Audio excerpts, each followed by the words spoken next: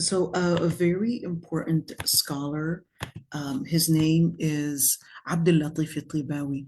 Abdul Latif al-Tibawi wrote a number of different books, but one of the most important books that he had written was in regards to the way that the British and the French had diluted the Islamic education within the Muslim countries, at least the ones that they colonized. And his book was really focused on North Africa and even Syria, Lebanon, Jordan, and so the Levant basically, and even Iraq, and came to the conclusion where when the UK had colonized those countries, the UK was working on putting in an institution as an alternative to what was called al-katatib.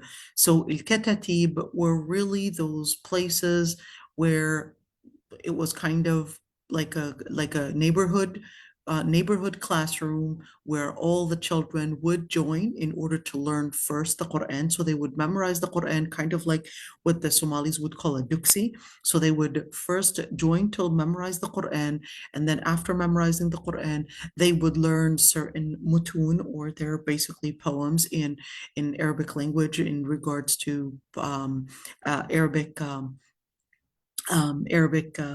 nahu or Arabic grammar, or even the poetry in regards to certain rules in Quran, and of course it tuhfat al-atfal and all those rules that relate to reciting the Quran and even understanding the Quran. Then once they graduate that piece of it, then they would go to those universities like Al-Azhar or even Al-Qayrawan. So Britain, when they colonized those countries, at least the countries that they had colonized, they wanted to make an alternative, put in institutions in order to make them subordinated to basically to UK. So instead of learning in those katatib, then they would actually go to these schools whom they would hire these teachers that they would approve. And once the students are excelling in those schools, then they would get scholarships to go to probably France or UK or whatever country that basically would give them the scholarships to go to. So then the children that were one time memorizing supposed to be the Quran were right now going to these schools and getting these scholarships to these countries.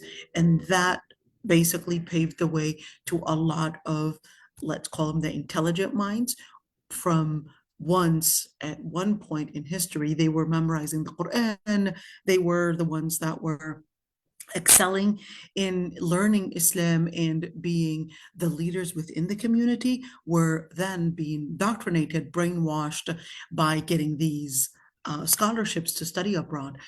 France was doing things completely different, in where, yes, they did actually have an institution and they created these institutions, but they were doing things even in a more fearful way, in where they literally, by force, and of course being the ones to close down the institutions by force. So UK was putting in an alternative. People were heading to it, but it didn't close down necessarily the katatib. Unlike France, no, it closed down these katatib and even opened the schools where, not like UK, they hired teachers that they would approve.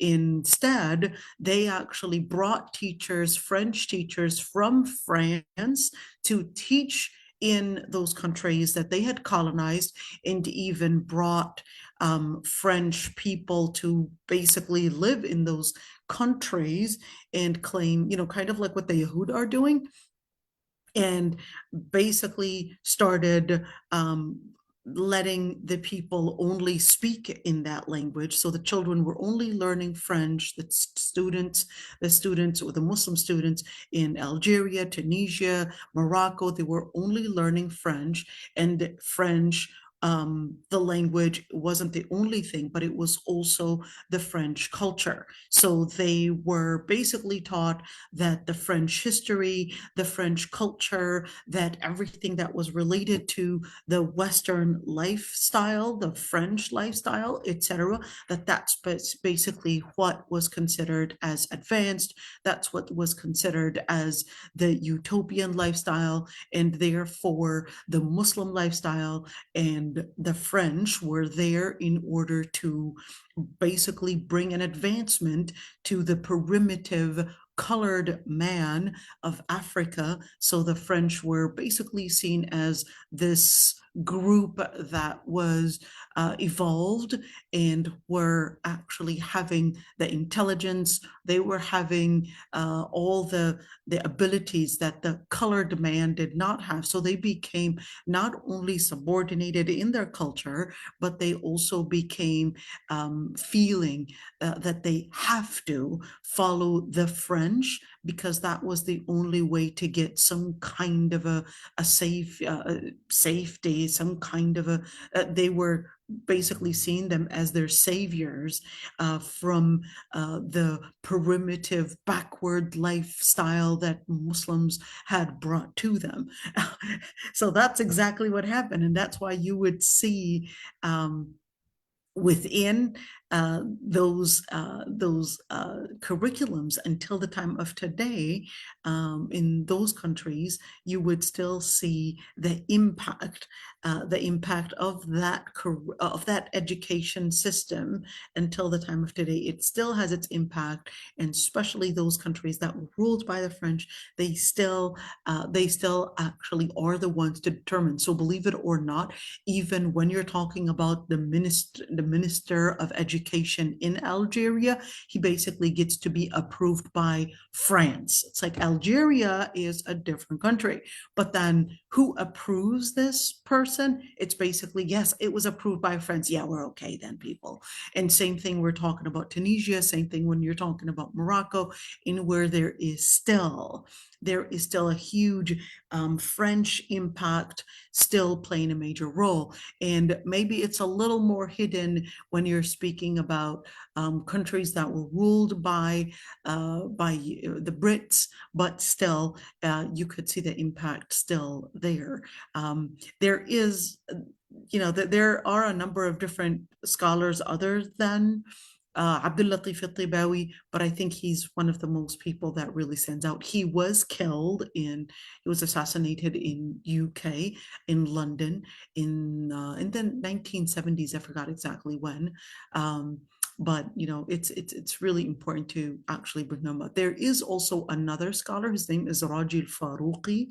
Raji al-Faruqi was also killed in the US. I'm not sure if it's DC or Virginia, but he was also killed in his home in America. He was a professor at the Columbia University. He was also emphasizing this conspiracy, also got killed. So you do actually have a number of different scholars that wanted to bring this to the surface and actually expose it.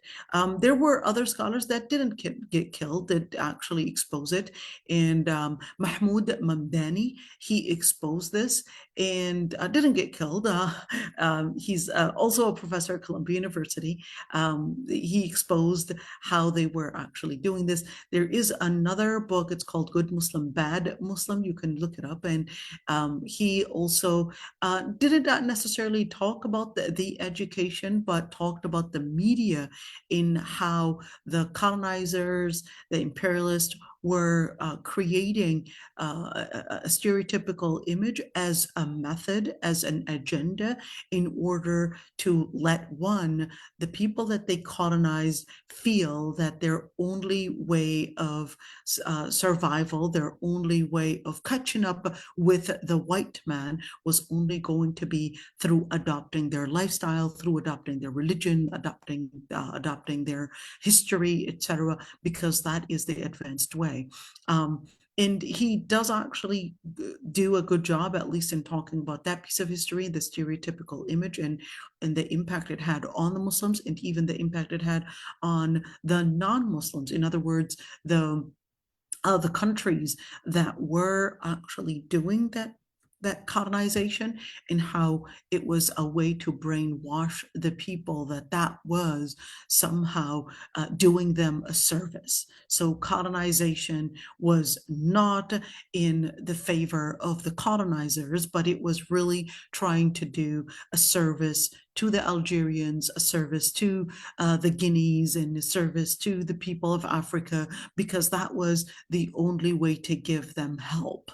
That was Do how you the feel like it's going the opposite way now, though? Because like people are I mean, I feel like people in the UK especially are recognizing this so whole, there you know? is definitely right now, there is definitely, I would say, that return in where you do actually find some and many actually recognizing that. So you do have right now a movement, even a political movement, and even um, in the whole systems, in where it is exposing the imperialist agenda, the colonization that happened. And right now, there is definitely a lot more awakening about this agenda. And there's definitely, let's say, uh, reverse system where it is exposing. So whether we're speaking about the UK or even in the US, this is unprecedented, in where even exposing Israel, which basically is committing all these genocides in Palestine, exposing it like never before, in where it is right now apparent to the media, apparent to everyone, that Israel is committing all these genocides, all these basically inhumane and completely inhumane actions, but then still UK, the US, and even the French are totally backing up with aids, with basically arms, with weapons, etc., and even vetoing any attempt to do a ceasefire, because it is so apparent. So this isn't, imagine if we actually had cameras and social media during the time of the colonization of Algeria. Imagine if we had that, in where until the time of today, believe it or not, until the time of today, you actually have the skulls of the Algerians that were killed during the time of the Algerian colonization. Until the time of today, they're actually in museums in France. These people never got buried. And when you actually have Oh them my in God, museums, that's what that horrible. means, absolutely, you still have skulls. The skulls are there in museums. And when you are putting it up in museums and not apologizing for it, what that says and what that speaks of is that you are fond of that disgusting piece of history, and that you still live it. And same thing when you look at hijab, to prevent hijab and to stop hijab, all of that, or even niqab, or even later on, right now, they're even talking about abaya. And the main reason to it is really to bring about any type. And there is this, I forgot what her name was. I'll remember her name. She's actually, let me, you know what, if you actually go back, I'm gonna put it right there, because I really benefited from her article. I'm gonna write it, I'm gonna show you how to find it. Okay, so here it is. I benefited from her article because I'm gonna, and this is an article. She's a professor from Brooklyn University. Well, I basically call them the cartoons of pain. And what it was, of course, the cartoons, they're right now every once in a while, the Charlie Hebdo cartoon thing, that they would rise up and say, well, we're here just supporting freedom of speech, liberty. This is what standing for the West actually means, and so forth. And there was a very important, let's see, what is her name? Yeah, Saba Mahmoud. She was a professor at Berkeley University, and she actually did an outstanding lecture. It's right there. I shared it. You can actually find it. You can go to Aysha Wazwaz, Google it in Cartoons of Pain, and you'll even find her lecture in talking about the cartoons and why the Muslims are actually standing against these cartoons. It wasn't just because of the idea that it's depicting the Prophet ﷺ, but the truth of the matter is that these cartoons, they were really were drawn in order to claim freedom of speech, etc. But the truth of the matter is that these have nothing to do with freedom of speech. As a matter of fact, they actually carry several historical items in where it's basically one, it's exactly like the N word. I loved how she made that comparison. It's exactly like the N word for the African Americans, because the N word actually stands in that it carries with it a whole package of servitude, slavery, a whole history in where it was basically to make these people, the African Americans, the Africans that were taken as slaves, kidnapped to be as slaves, they were treated like they did not have any human in them. And of course, she basically compared that the cartoons was really exactly like the N-word, in where it carries a whole amount of history within it, in where why France and why the cartoons. And she basically speaks about the Muslims in France and Europe in general. They're marginalized and mainly immigrant low-class communities. Muslims in France and Europe happen to be in the same category in the situation of the African Americans in the US. Muslims in France are mainly Algerians, Tunisians, Moroccans, whose countries were colonized by France to gain control over their country. The French colonization killed more than 1.5 million Algerians till this day, where they actually have 18,000 Algerian skulls never returned to ever rest in peace. The French has a history of not only colonizing and killing Muslims, but taking innocent civilians in cages to zoos in France for exhibitions. Just imagine that.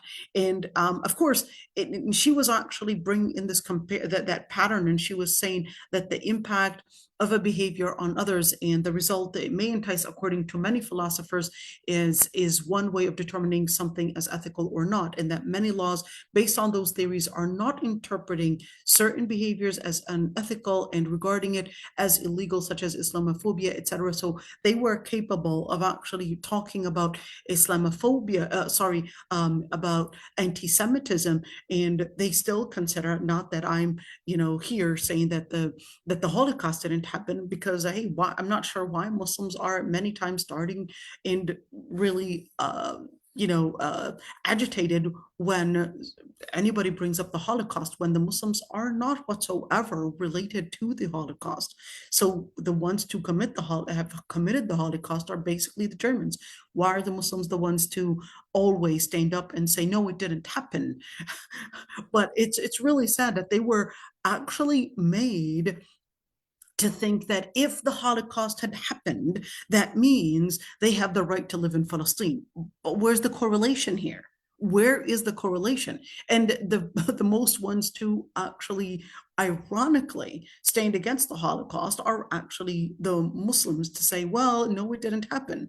I'm not sure why. I think the Muslims themselves, they really got to rethink the way that they actually speak about certain matters. Anyhow, so when we're speaking about the West, they were really, let's say, committed to show respect for, at least later on, for anti-Semitism, and of course stand against it. But when it comes to Islamophobia, it was still, and it's still there, and what it carries within it is basically more than just the image of the Prophet ﷺ. It is to express an attack and a dishonor against everything that the Muslims revere. That's the whole idea. The French attack on Islam and its symbols, from the Prophet, peace be upon him, to the women's hijab and Islam, is exactly as the N-word perceived and felt by the African American community. And I love the way that she actually brought it up.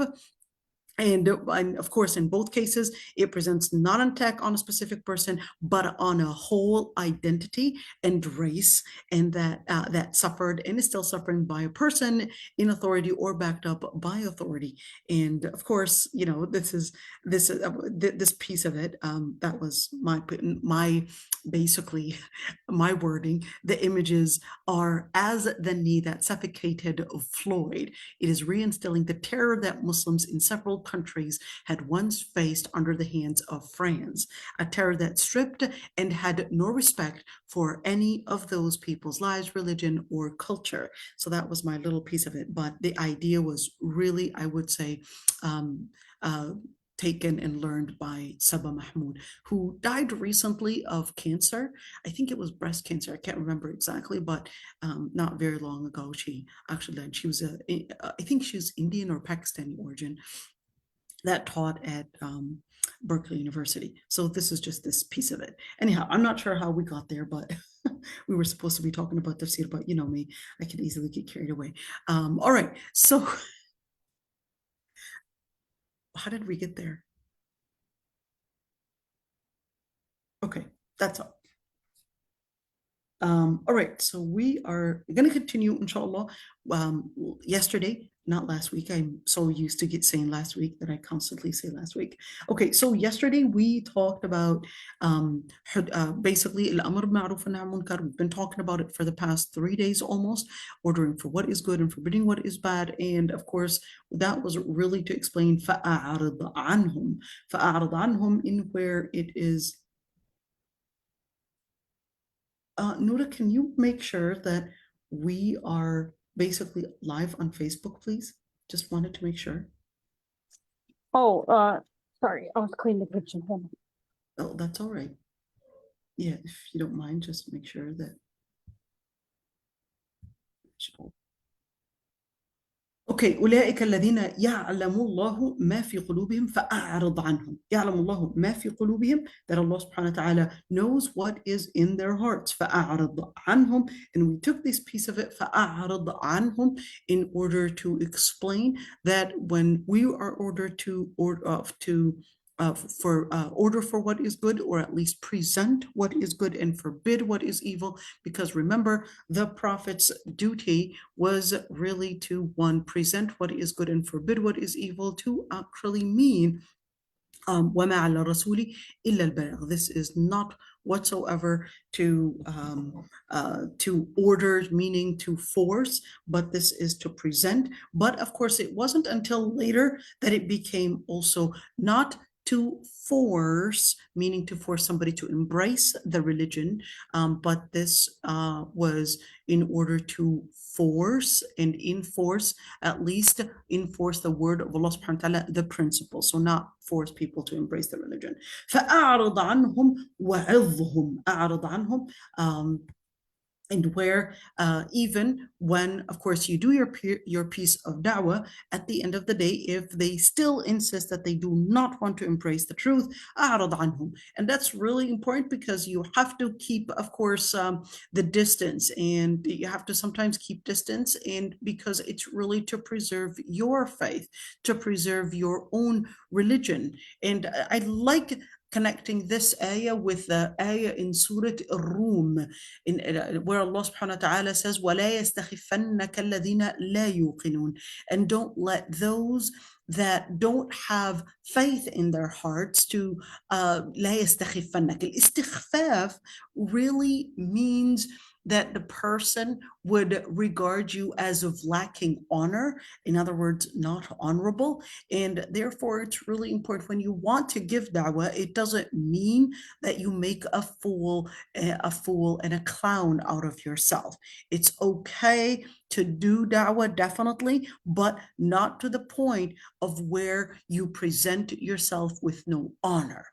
It's definitely important to be in honor, to bring about honor, because that you are at that moment basically representing Islam, etc., that at that moment you are standing as the image of Islam, as the role model of Islam. So giving the honor to the religion and honoring yourself at that moment is not a personal honor. This is not a personal issue, but this is at that moment you're representing Islam, so give it honor. And that's really important to say, because many times, especially those that are, I would say, neophyte or probably new to da'wah. Just give me a second.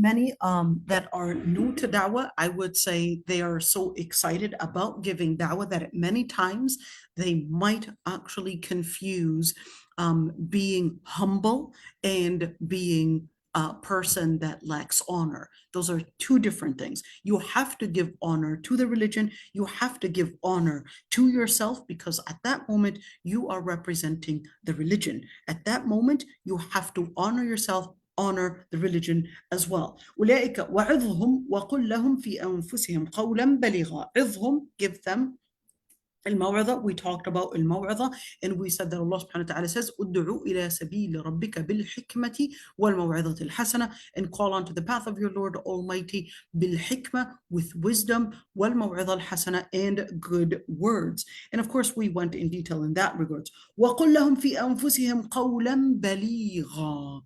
When you look at the word قولا بليغا, I think it's important that we would basically go back just a little bit in Tafsir al-Qurtubi to understand that قولا بليغا and what it really means, because many times we might actually be too lenient in our words and I would say, probably making it something rather too surface. So I'm just going to go back to Tafsir al-Qurtubi, which is what you see in front of you, Tafsir al-Qurtubi, right there, and where he says, وَقُلْ لَهُمْ فِي أَنفُسِهِمْ قَوْلًا بَلِغًا أَيُزْجُرْهُمْ بِأَبْلَغِ الزَّجْرِ في السر والخلاء. I want you to look at this one. أيزجرهم بأبلغ الزجر في السر والخلاء.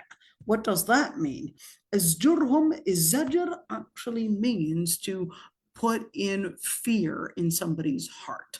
All right. So in other words, whether we're speaking about in private or whether we're speaking about in public. So sometimes you have to let them recognize their boundaries. It's not enough to be kind, but sometimes you got to let them know that you're really serious in making them understand that there's a boundary that they should not cross, and that you are watching them. So this is really important, because any country, any group of people that are not maintaining their boundaries, they're going to become nothing but an access to others. And once they become an access to others, they will do all their efforts, all their power in order to eliminate and completely change your identity. So to stand up for your identity, to stand up to mean protect as well,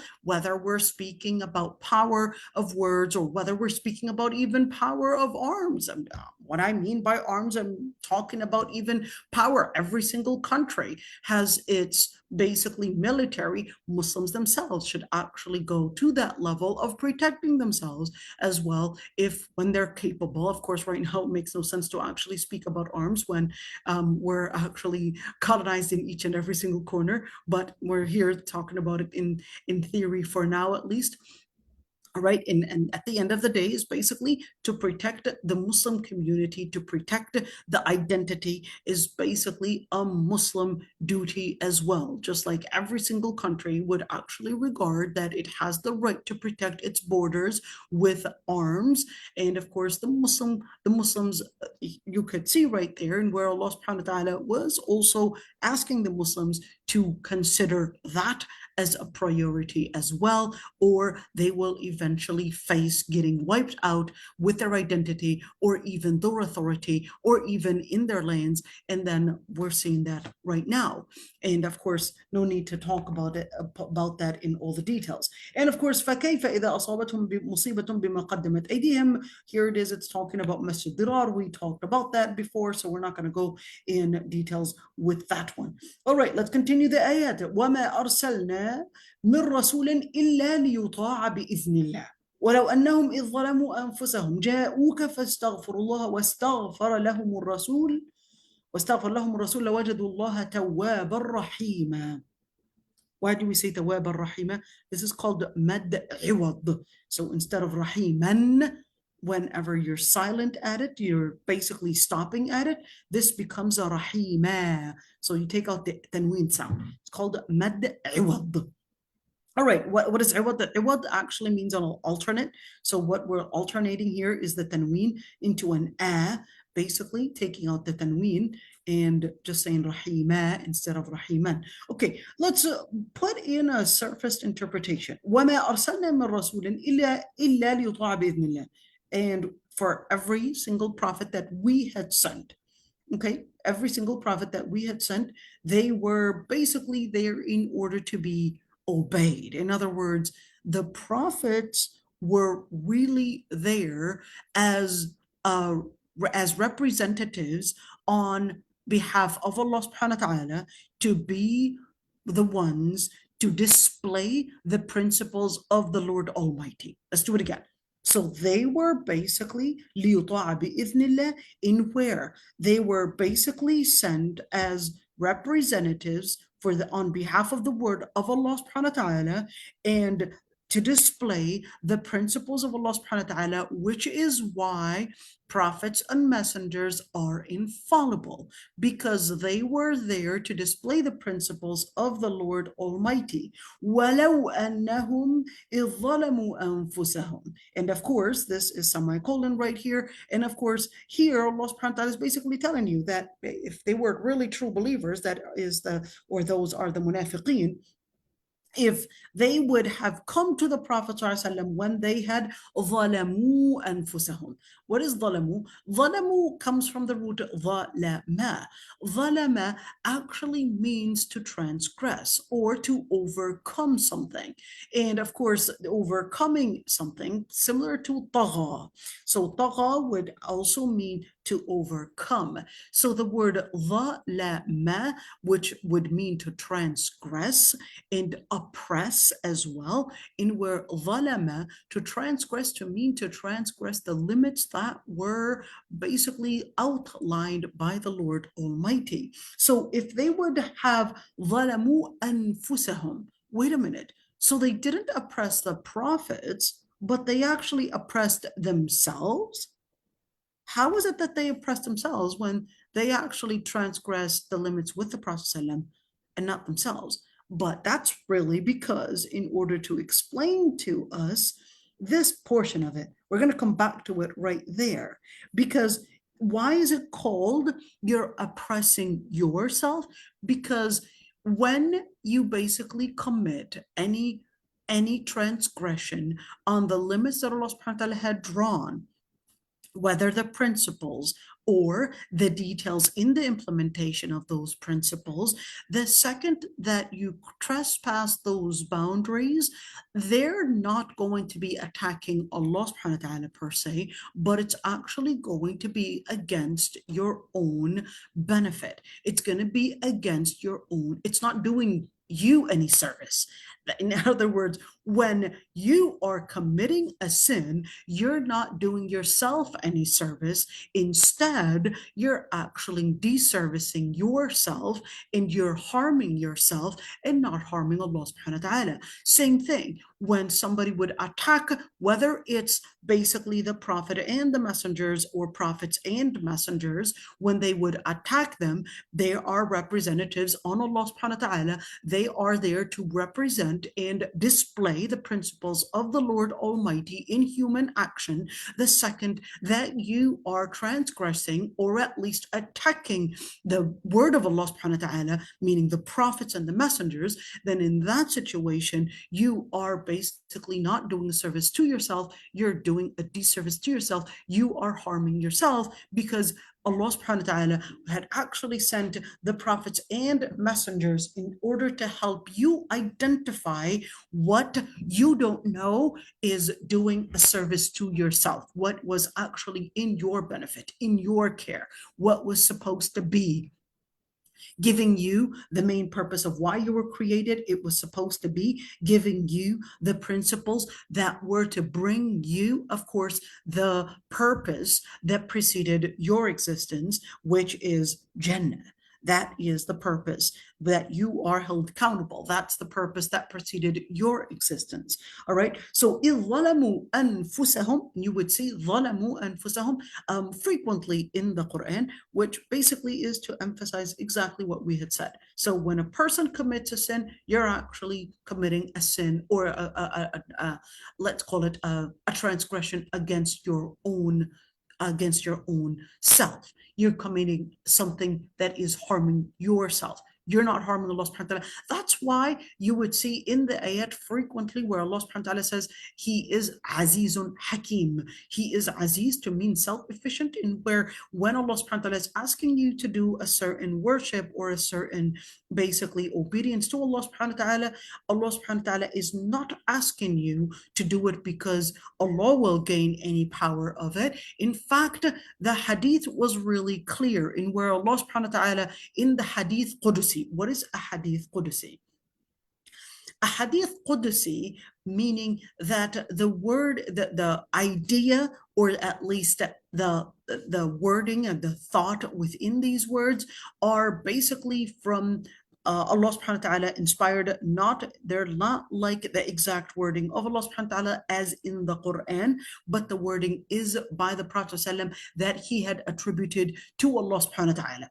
In that hadith Qudusi, in where Allah subhanahu wa ta'ala says, even if the first, and even if the last, and even if the ins and the jinn, the ins, basically the humans and the jinn, were all to be at the level of piety as the best of those that are pious, from the ins, from the humans and the jinn, that would not actually increase in the power or even in the authority of Allah subhanahu wa ta'ala. And even if everyone from the humans and from the jinn were as the worst of the hearts of the ins and the jinn, basically the humans and the jinn, it would not decrease from the power and from the authority of Allah subhanahu wa ta'ala. So in other words, Allah subhanahu wa ta'ala's power is not increased. His divinity is not increased by somebody's obedience or by somebody's disobedience. It doesn't decrease it. What and who benefits from such an obedience is really none other but yourself. All right, this is important to keep in mind. In other words, Allah subhanahu wa ta'ala is Allah, is the God. Allah subhanahu wa ta'ala is the one that is to be worshipped, regardless of people worshiping him or not, because he is the one that is the creator, the God, the deity. He is the Lord Almighty, regardless of people choosing to do so or not, because he is so before even you had done so. In other words, before you had even chosen to worship the Lord Almighty, He is al-Ma'bud. He is the one to be worshipped even before your own existence. All right, that's the same thing in where the Lord Almighty is the creator before you were even created. He is the creator. Why? Because He is God. So God Almighty, Allah Almighty, is basically beyond time. Because He is beyond time, to you, the meaning of something would not take effect until it basically goes through a certain considering time. So when we speak about a verb, we basically say, well, a verb basically is a word that shows a certain action. Okay, well, that's to you. In where there's a past tense, there's a present tense, there's a past participle, there's an imperative verb, etc. That's to you. But to Allah subhanahu wa ta'ala, He is beyond time. And that's why the ayah says, أَتَى أَمْرُ اللَّهِ فَلَا تَسْتَعْجِلُوا. أَتَى أَمْرُ اللَّهِ, where Allah subhanahu wa ta'ala's decree, Allah subhanahu wa ta'ala's time, Allah subhanahu wa ta'ala had come. But don't rush it. Why? Because you would rush it, but the Lord Almighty, time does not basically, does not encompass Allah subhanahu wa ta'ala. Allah subhanahu wa ta'ala is the creator of time. So the Lord Almighty is the creator even before He had created you, because the Lord Almighty was always the creator. The Lord Almighty is not encompassed by time. The names and attributes of Allah subhanahu wa ta'ala are there for Allah subhanahu wa ta'ala, and were always to describe Allah subhanahu wa ta'ala even before your calculation of time, your understanding of time. Because creation, the world, life, to Allah subhanahu wa ta'ala is definitely extended beyond your knowledge of it. This is important. Time, place, creation extends farther than your calculation and your data of it. All right, remember the piece when we talked about certain information that is kept within your genes that you don't know of, you are unaware of it intellectually and at least in your mind, but Allah subhanahu wa ta'ala has it recorded for you in your genes even when you don't even know about it. That's the same thing. There's some information that you are unaware of, not only about your own creation, but even about the world, even about life that even preceded your existence. And Allah subhanahu wa ta'ala goes beyond life, beyond matter, beyond creation. So therefore, we would understand that Allah subhanahu wa ta'ala is the God, the deity, in where when we speak about ظَلَمُوا أَنفُسَهُمْ, so when you actually transgress the limits of Allah subhanahu wa ta'ala, what you're really transgressing is really yourself. You're going against your own service, you're going against your own needs, you're going against your own benefit, and certainly you're going against your own self. That's why it basically emphasizes this piece of it. And Allah subhanahu wa ta'ala is Aziz, He's self-efficient, He's not in need of anybody's service. جاءوك فاستغفروا الله واستغفر لهم الرسول. They had come to you and seeked your forgiveness. Why seek the Prophet's forgiveness? Why not seek Allah subhanahu wa ta'ala's forgiveness? I want you to look at the word فَاسْتَغْفَرُوا اللَّهَ وَاسْتَغْفَرَ لَهُمُ الرَّسُولِ. The alif, sin, ta actually means to seek. So what they were really seeking, they were seeking Allah subhanahu wa ta'ala to forgive them, and they were seeking that the Prophet ﷺ would actually ask Allah subhanahu wa ta'ala to forgive them. So when you say astaghfirullah, what you are saying is that alif, sin, ta, let's actually, do a little coloring for it. This little piece of it right there, this actually means to request. We mentioned that one before, just saying it again. Okay, this means to request. To request what? To request ghafara, to request seeking forgiveness, to request forgiveness. So if they would have come and asked the Prophet ﷺ to pray to Allah subhanahu wa ta'ala to forgive them, وَجَدُوا اللَّهَ تَوَّابًا رَحِيمًا. They would have actually found that Allah subhanahu wa ta'ala is tawaban rahima. What is tawaba? Tawaba actually means the one to basically accept the repentance. Tawaban rahima, and most merciful. Now this is to emphasize that the Lord Almighty is not seeking and certainly does not want to basically punish the munafiqeen, but if they still insist on basically denying, disregarding the principles of the Lord Almighty, and they don't recognize even the reverence of Allah subhanahu wa ta'ala's words or principles, then in that situation, well, the outcome is going to be that they're not going to find Allah subhanahu wa ta'ala accepting their repentance or even accepting their mercy, or including them in not accepting their mercy, but including them in His mercy. That is the Lord Almighty. فَلَا وَرَبِّكَ لا يؤمنون فلا وربك لا يؤمنون حتى يحكموك فيما شجر بينهم ثم لا يجدوا في أنفسهم حرجا مما قضيت ويسلموا تسليما. I want you to look at this. فلا وربك. فلا وربك. The word فلا actually means it is the strongest objection. This is the strongest objection. فَلَا وَرَبِّكَ is even a stronger objection. Allah subhanahu wa ta'ala is saying, verily not. In other words, they're not only, now they're not the ones, in other words, that assign, and they're not the ones that define what faith is. Allah subhanahu wa ta'ala is now, He says, وَرَبِّكَ, by your Lord. Here Allah subhanahu wa ta'ala is right there making an oath, وَرَبِّكَ, O Muhammad, by your Lord. They would not be considered believers until they appoint you to be the one that judges in the disputes that happen amongst them. And then I want you to look at this one. This ayah, we might actually say on it for the rest of the class, so pay attention to it. ثُمَّ لَا يَجِدُوا, and they would not find in their hearts any burden, any constraints on what you had judged or what you had ruled, and they would basically submit entirely to Allah subhanahu wa ta'ala or to you as well. Wait a minute. Let's actually break this down.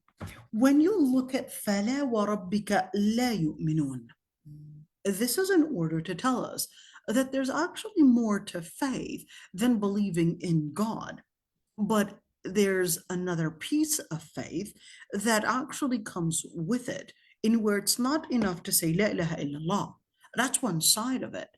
But there's another side in where, yes, you believe in God, but there's the other side in where you recognize that there are certain principles that were sent to the prophets and messengers that you have to adopt, you have to embrace, that you have to implement in life. And that's why he says, لا يؤمنون. In other words, even if somebody said, La ilaha illallah, even if they believed in God, that's not enough to actually be saved from hellfire until you actually abide by the second piece of it, Muhammadun Rasulullah. Muhammad is the prophet and the messenger of Allah subhanahu wa ta'ala, and certainly all the other prophets.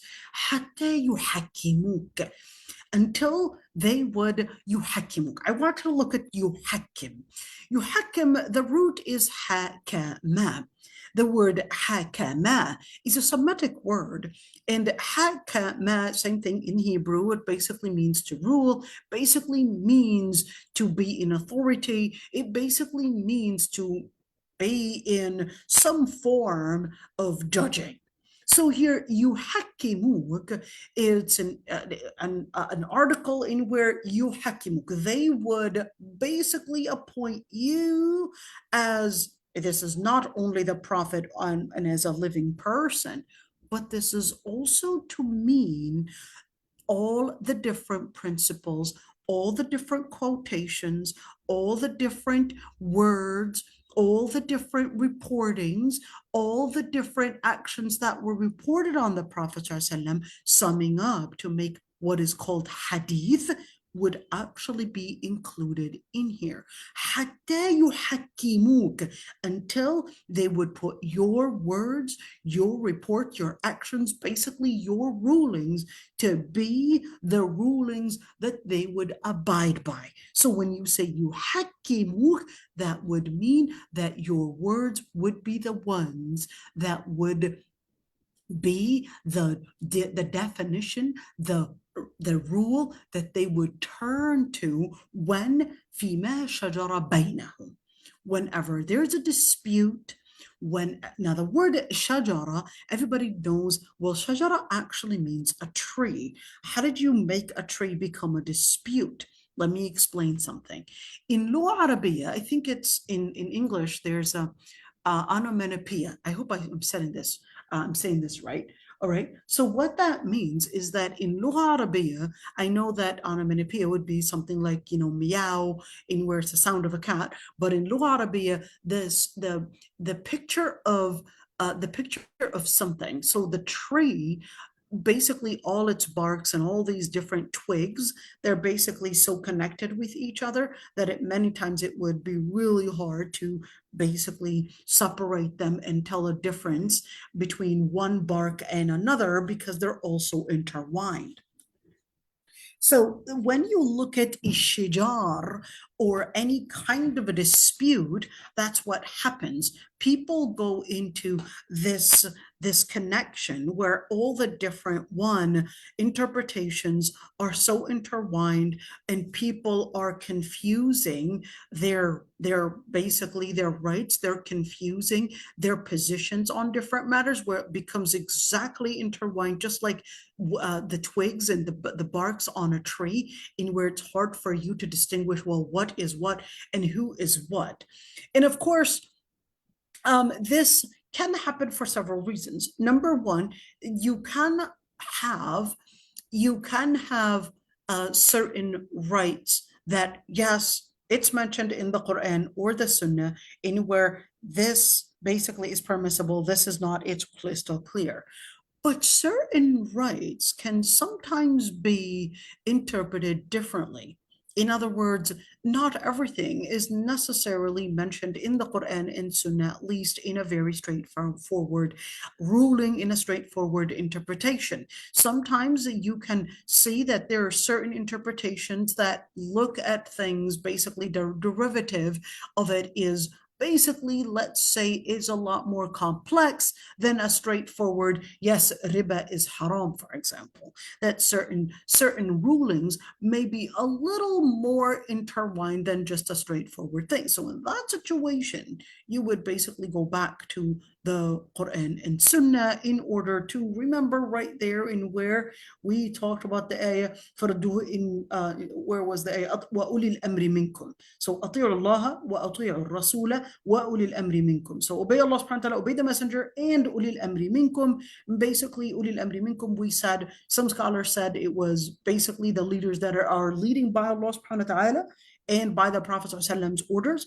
And we also said that there are some scholars that said ulil amri minkum to mean the scholars, that are basically going back to teach you how to derive the rulings from Allah subhanahu wa ta'ala's, that is al-kitab, that is al-Quran, and even is-sunnah. And we said that is a very strong opinion right there. Now, so when you look at this ayah, it still continues with the same concept,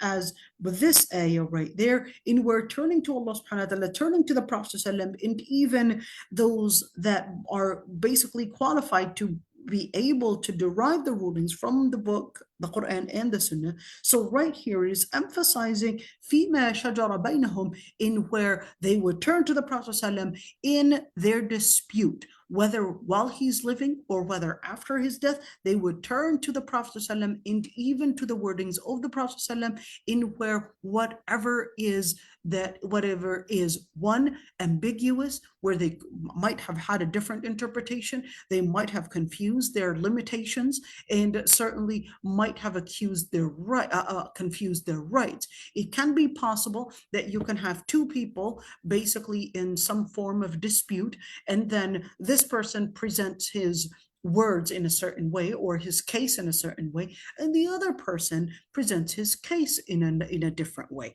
Now, it's important to mention this one because in matters where, let's give the story, the Prophet ﷺ, two men come to the Prophet ﷺ. The first presented his case with a certain narrative, and of course, the second one presented his case with a different narrative.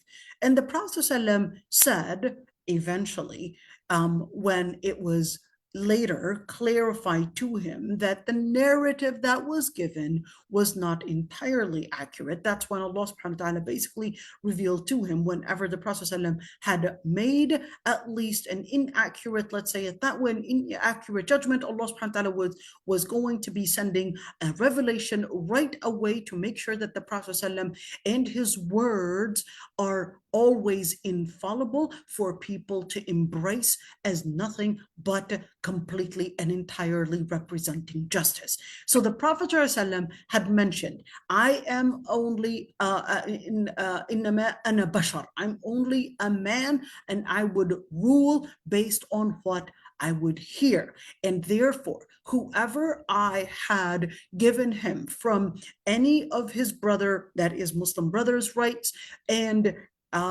basically I ruled based on what I had heard.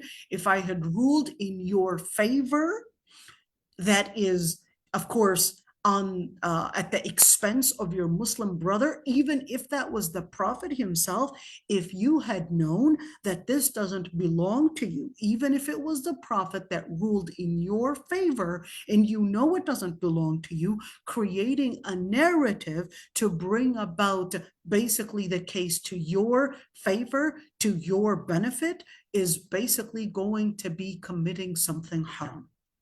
All right, is basically going to be committing something haram. But if that rule was by the Prophet ﷺ in where it was not necessarily mentioned in the Quran, but it was mentioned in the Hadith, it was mentioned in the Sunnah, that the Prophet ﷺ had ruled in such a matter by this ruling, or at least had said such and such words, then in that situation, this would basically mean, even if it is not in the Quran, it would be incumbent, it would be obligatory to take the Prophet ﷺ's words as the definition, as the paradigm that we would follow in any dispute or in any confusion in our matters.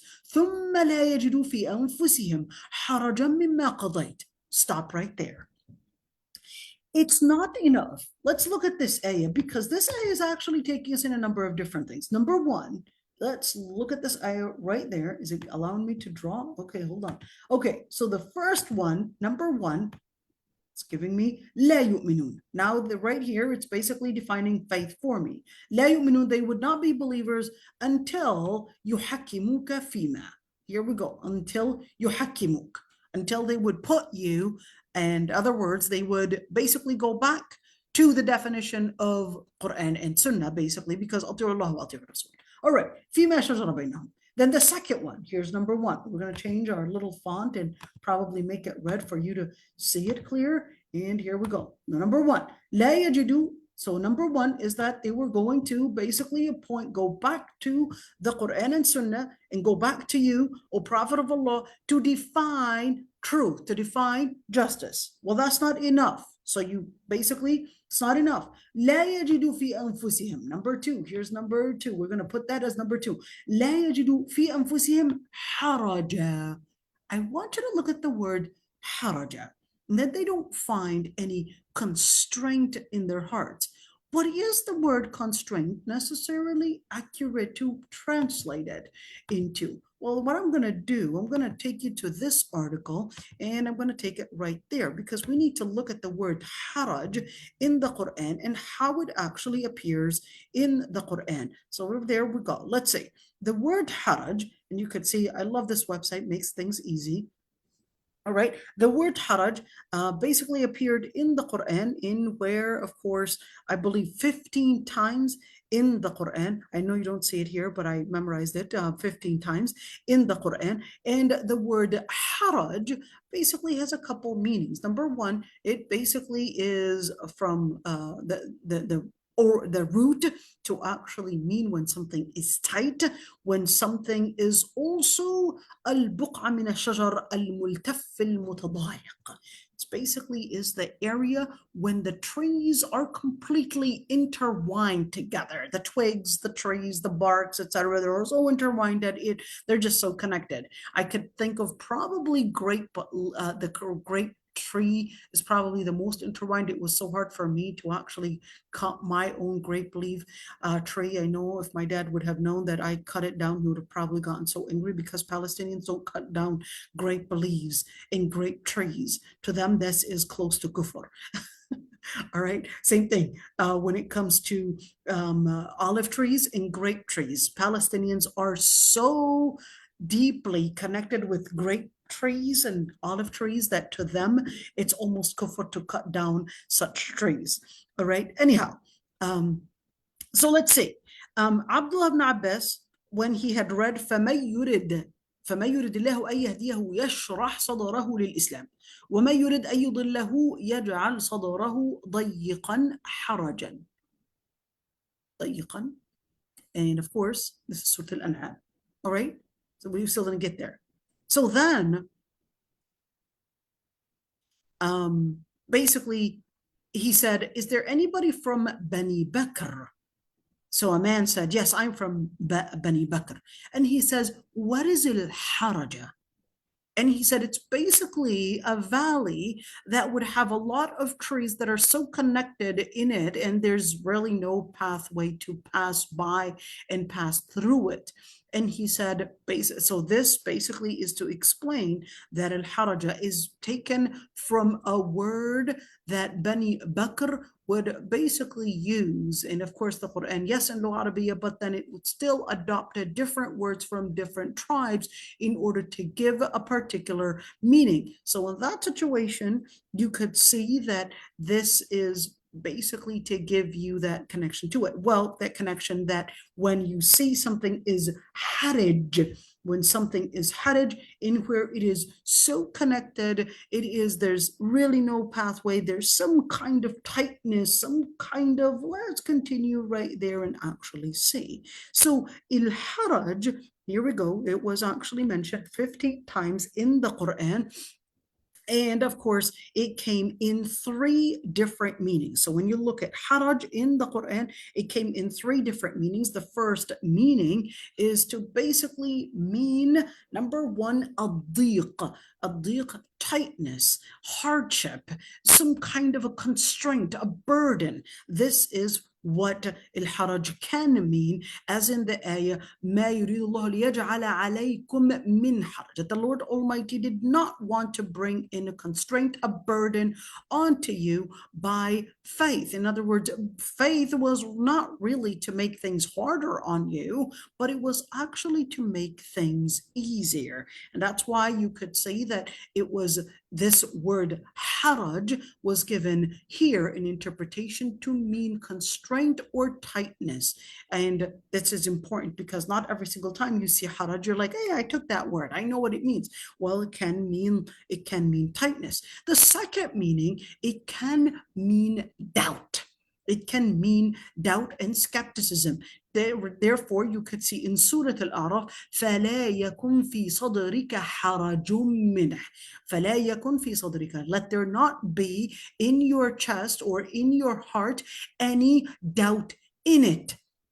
And you could see that what it means, don't be doubtful about it, don't be skeptic about it. And this basically, and of course, they all are intertwined as well, because when you are in doubt of something, you are feeling some tightness, you're feeling some constraint on the inside. Let's see Like the other. anxiety, And right? anxiety, Yeah. there you go. Good job, Nora. And anxiety as well. So that's where right now, I guess the increase in mental illness is really because of, number one, the doubt that they're living in. Number two, all that tightness in where they're basically distancing themselves. مَا يُرِيدُ اللَّهُ يَجْعَلَ عَلَيْكُم مِّنْ حَرَجٍ. They're distancing themselves from the religion of Allah subhanahu wa ta'ala, from the path of Allah subhanahu wa ta'ala. That's where they're getting their anxiety in. They're doubtful about their life, about their choices that they should make. They become right there living in some kind of tightness, some kind of depression, some kind of anxiety. And of course, the other meaning is al-ithm. Al-ithm, the word al-ithm actually means wizr. It also means sin. Al-ithm. Al-ithm, right there, Allah subhanahu wa ta'ala says, ليس على الضعفاء, Surah التوبة, ليس على الضعفاء ولا على المرضى ولا على الذين لا يجدون ما ينفقون حرج. Allah subhanahu wa ta'ala says there's no burden, there's no sin on those that are vulnerable, those that are weak, and those that are ill, and those that have no money to spend, that is to buy arms for the sake of jihad, that there is no ithm, there is no haraj, to mean that there is no sin on them, because they couldn't actually have the ability, of course, whether it's basically the arms to buy, or even the physical ability, or even, of course, again, the ability to go and join the army, and therefore they're not held accountable for it. And in that situation, same thing you would actually find in Surah An-Nur. Allah subhanahu wa ta'ala says, لَيْسَ عَلَى الْأَعْمَى حَرَجٌ وَلَا عَلَى الْأَعْرَجِ حَرَجٌ وَلَا عَلَى الْمَرِيضِ حَرَجٌ, that there is no sin on a person that is blind. And of course, we're not talking about any sin. We're talking about a particular sin, the sin to not join in the army. This is not to say if a blind person were to commit zina that they won't be held accountable. No, that's not as comprehensive as that. This is actually in particular in joining the army. And of course, even though this ayah was revealed, but Abdullah ibn Maktoum used to join the army even though he was blind, and he would say, at least I'll add the number. At least I'll add a number, even though I can't really fight, but at least I'll be seen as a number within the group, even though I can't fight. وَلَا عَلَى الْأَعْرَجِ حَرَجٍ. And of course, there on the lame person, there is no sin. They won't be held accountable. And even though that is the case, but you actually had a Sahabi, al-Miqdad ibn al-Aswad, he basically joined the army, and he told the Prophet ﷺ, would I be, if I were to go into the battle, and al-Muqdad ibn Amr basically, if I were to join in the battle, even though with my basically lame leg, in other words, my disability, would I still enter Jannah even with my disability? And if I were to be killed as shaheed? And the Prophet ﷺ tells him yes. And he joined the army. وَلَا عَلَى الْمَرِيضِ حَرَجٌ. So in that situation, you could see that when we're speaking about haraj, in where it involves these three meanings, and therefore, number one, whether we're speaking about لا يجدون في أنفسهم حرجا, let's take it back, that they would not find, one, they're not in doubt. They're not doubting the Prophet ﷺ's ruling. They're not doubting that the Prophet ﷺ is actually sent by Allah subhanahu wa ta'ala. They're not doubting the rules of the Prophet ﷺ. They're taking it as أطيعوا الله وأطيعوا الرسول. Number two, the second level of Iman is that they're not finding it as a burden. They're not finding it as it's too hard for them to embrace the ruling of the Prophet ﷺ. They're actually taking it with open hearts. They're taking all the words with basically complete content. And of course, finally, because if they were to actually not take the words of the Prophet ﷺ, they would be at sin. Now, this is important to look at because, of course, the word haraj, you don't actually find what I was talking to you about in this word because this is one word. So that's why I wanted to actually take you to the actual meanings in the Quran, because in order to make tafsir, it's not enough to go to the wording in Lugha Arabiya, but it's really important to go to the actual words in the way that they were laid out in the Quran. The Quran يفسر بعضه بعضا. The Quran basically interprets. The Quran itself would give you helpful resources in order to help you understand the words of the Quran. مما قضيت. So here we go. Did we actually got our, okay, so number one, So you you're have saying that there were scholars that for tafsir who actually use the other ayat to for the context of the meaning of the word, they use the Quran this is itself. obligatory. This is Oh, obligatory news. So subhanallah. when you Sorry, actually, that's that's okay. good. That's a good, fair That's cool. question. So the first way to make tafsir is number one, by going to the ayat themselves. So you would have to basically, that's the first thing. That's the first way to do tafsir. That's why it's not enough to read an ayah. That's why it's important to memorize the Quran, because you really need to have this comprehensive vision and know where the ayat are, read the ayat and what this in that surah, what the word, how the word was used, and what context it was used in that other ayah, and how many times it was used, and all of that, to have a comprehensive and a detailed understanding of the ayat. And of course, number two, basically to go back to the sunnah, because the Prophet ﷺ was the one to explain the ayat and basically the context of those ayat, and how the Prophet ﷺ explained those ayat as well. And number three, basically the Lugha Arabiya.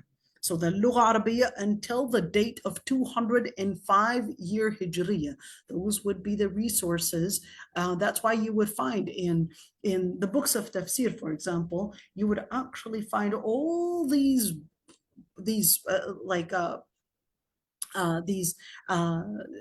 what are they called?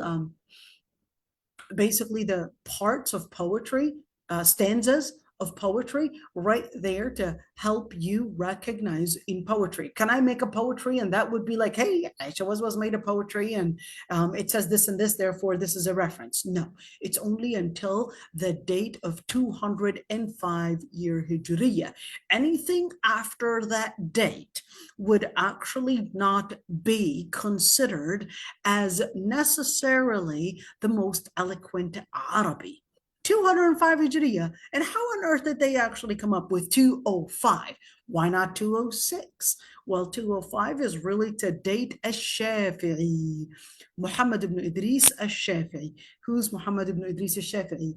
Muhammad ibn Idris al-Shafi'i is basically this scholar that basically founded the madhab Shafi'i. Al-Shafi'i was basically this young boy at one point learning, and الأصمعي said صححت شعر بني هذيل على فتى من قريش يقال له محمد بن إدريس. الأصمعي had said, I had overviewed the poetry of Bani Hudayl on a young lad from Quraysh. His name is Muhammad ibn Idris. Muhammad ibn Idris, because his father, he was living in Gaza. Okay, he was originally from Quraysh, but he was born in Gaza, lived in Gaza until the age of 2, but then his father died, so his mother decided to take him back to basically his family. Well, basically she needed support with raising him, so she went back to Mecca, where the rest of his family are living in, and it wasn't enough to take him back to Mecca. She basically did exactly like how during the time when, remember, the Prophet ﷺ was actually given to Halima Sa'diyah, in order to nurse him. That's the same thing. They used to give their children to faraway Bedouins because it was seen as, well, those are the people that were living a harder, harsher lifestyle, healthier lifestyle. And of course, certainly their Arabic is a lot more eloquent too. They were really concerned about making sure that the Arabic language was maintained in its eloquence, maintained in its roots, at least it's strong, and not having of course, the other languages having their influence on it, and therefore they basically wanted him to learn there. And definitely that had a huge impact on Muhammad ibn Idris al-Shafi'i. And later on, not only did he learn Lugha Arabiya, but by the age of 7 he had memorized the Quran. By the age of 9 he had memorized the Muwatta. Muwatta is basically pretty much the first book of hadith and athar compiled in learning basically all the things that relate to what the Prophet ﷺ had quoted, basically hadith and athar, which basically is the words of the Sahaba. Okay, so this is just to give you an idea.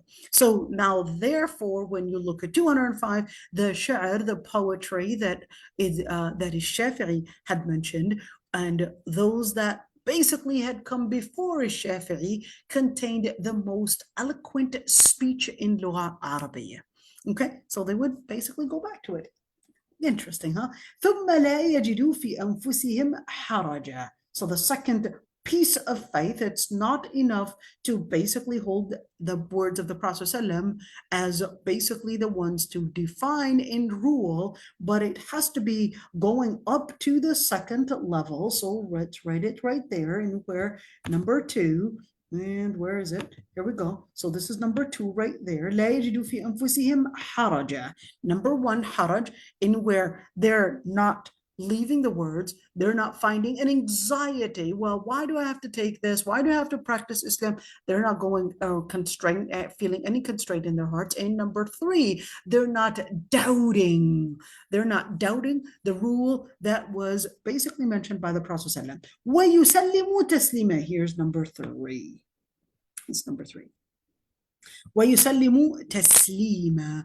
And this, of course, we did it before in where we said that this in Lugha Arabiya, يُسَلِّمُوا تَسْلِيمًا, شَرَبَ شُرْبًا, etc. All of that, all right, all of that, it's in Lugha Arabiya, it's a way of bringing in an emphasis. It's a way of bringing in emphasis. يُسَلِّمُوا تَسْلِيمًا. What is it, taslim? Taslim actually, yes, it can mean to greet, but here, this is not taslim to mean to greet. Taslim means to be in submission. In submission to what? So Islam is about submission? No, it's about freedom. It's actually both. Islam is to free you from you submitting to yourself or submitting to people to submitting to Allah subhanahu wa ta'ala. So Islam is freeing you from submitting to people to submitting to Allah subhanahu wa ta'ala, from submitting to people to submitting to the orders of the Prophet, from submitting to yourself and putting yourself in a narrative and thinking that by me submitting to myself, that is freedom. In Islam, that's actually a higher level in where you're actually being enslaved to your own whims. So Islam's definition of freedom goes farther than the Western definition of freedom to doing what you want. In Islam, no. Islam is actually considering that's too low of a definition. Islam considers that to say that that freedom is to do what you want, Islam considers that no, to do what you want is a form of slavery. It's a form that you are actually being submissive to your own whims. You're not free. You're not liberated until you liberate yourself even from submitting to your own whims. That's the only time that you're completely free. That's the only time when you're completely liberated. When you when you go beyond servitude, when you go beyond people, beyond yourself, to actually being only obedient to to Allah subhanahu wa ta'ala alone, not to people, not to yourself, not to your whims, not to anyone's judgment, but Allah subhanahu wa ta'ala. That's why you look at yusallimu taslima would actually mean that they would be in complete submission with no hesitation. No hesitation. Let's go for the haraj. No hesitation, no doubt. Let's go for the word haraj in order for us to understand what it means to actually be in complete submission. Number one is that they would not, in order to do yusallimu taslima, they won't have any constraints. They're not finding anything in their heart where they're objecting to it. Number two, they're not hesitant about submitting to you. Number three, they're not transgressing the limit. In other words, they're abiding exactly by the rule of the Lord Almighty. And that's what it means to be Muslim. What it means to be Muslim is to really submit to Allah subhanahu wa ta'ala. What it means to be Muslim is to free and liberate yourself from submitting to anyone but Allah subhanahu wa ta'ala. So the other piece is that when you look at this ayah, there are a number of different let's say stories that were mentioned in the books of tafsir to why this hadith or that why this ayah was revealed. Let's look at this one. Is Zubayr ma'al Ansari. There's a story, is Zubayr. Now, mind you, is Zubayr was approximately 13 years old when the Prophet ﷺ was, of course, 40. So there's a huge age difference. Is Zubayr's mother Safiya bint Abdul Muttalib? You know what? Let me actually put it out there. Okay, I want you to see it. Okay, so here we go. When we're speaking about Zubayr, do I have that? Is Zubayr. Okay, his name is, let's write it down. It's not allowing me. Hold on, we'll write it down. I want you to focus on that one. Okay, so is Zubayr, his name is Zubayr ibn al-Awwam. Al-Awwam ibn Khuwaylid. Wait a minute. Who's Ibn Khuwaylid? Anybody remembers who and where the name Khuwaylid? When did you last hear the name Khuwaylid? When did you last hear the name Khuwaylid? Anybody? Get $1 million. Khadija bintu Khuwaylid, right? So this basically means is Zubayr, all right, is Zubayr is basically the son of Al-Awwam ibn Khuwaylid. Al-Awwam is basically Khadija bintu Khuwaylid's brother. You see that? So Zubayr is basically Khadija bint Khuwaylid's nephew. Okay, let's see. So Al-Awwam ibn Khuwaylid, he basically got killed, of course, in some battle that happened before Islam during the Jahiliyyah. All right, he was married to Safiya bint Abdul Muttalib. Who's Safiya bint Abdul Muttalib? Safiya bint Abdul Muttalib is basically the Prophet ﷺ's aunt. Okay, so in other words, Safiya is basically the Prophet ﷺ's dad's sister. Okay, the Prophet ﷺ, his dad, his name was Abdullah ibn Abdul Muttalib. Abdullah ibn Abdul Muttalib. Okay, here we go. Abdullah was Safiya's sister. Was Safiya's brother. Sorry, Safiya was his sister, but he was her brother. Okay, all right. So here we go. So is Zubayr would basically be the Prophet ﷺ's cousin. Why? Because his mother is basically Safiya, his aunt. Okay, so let's see what happened.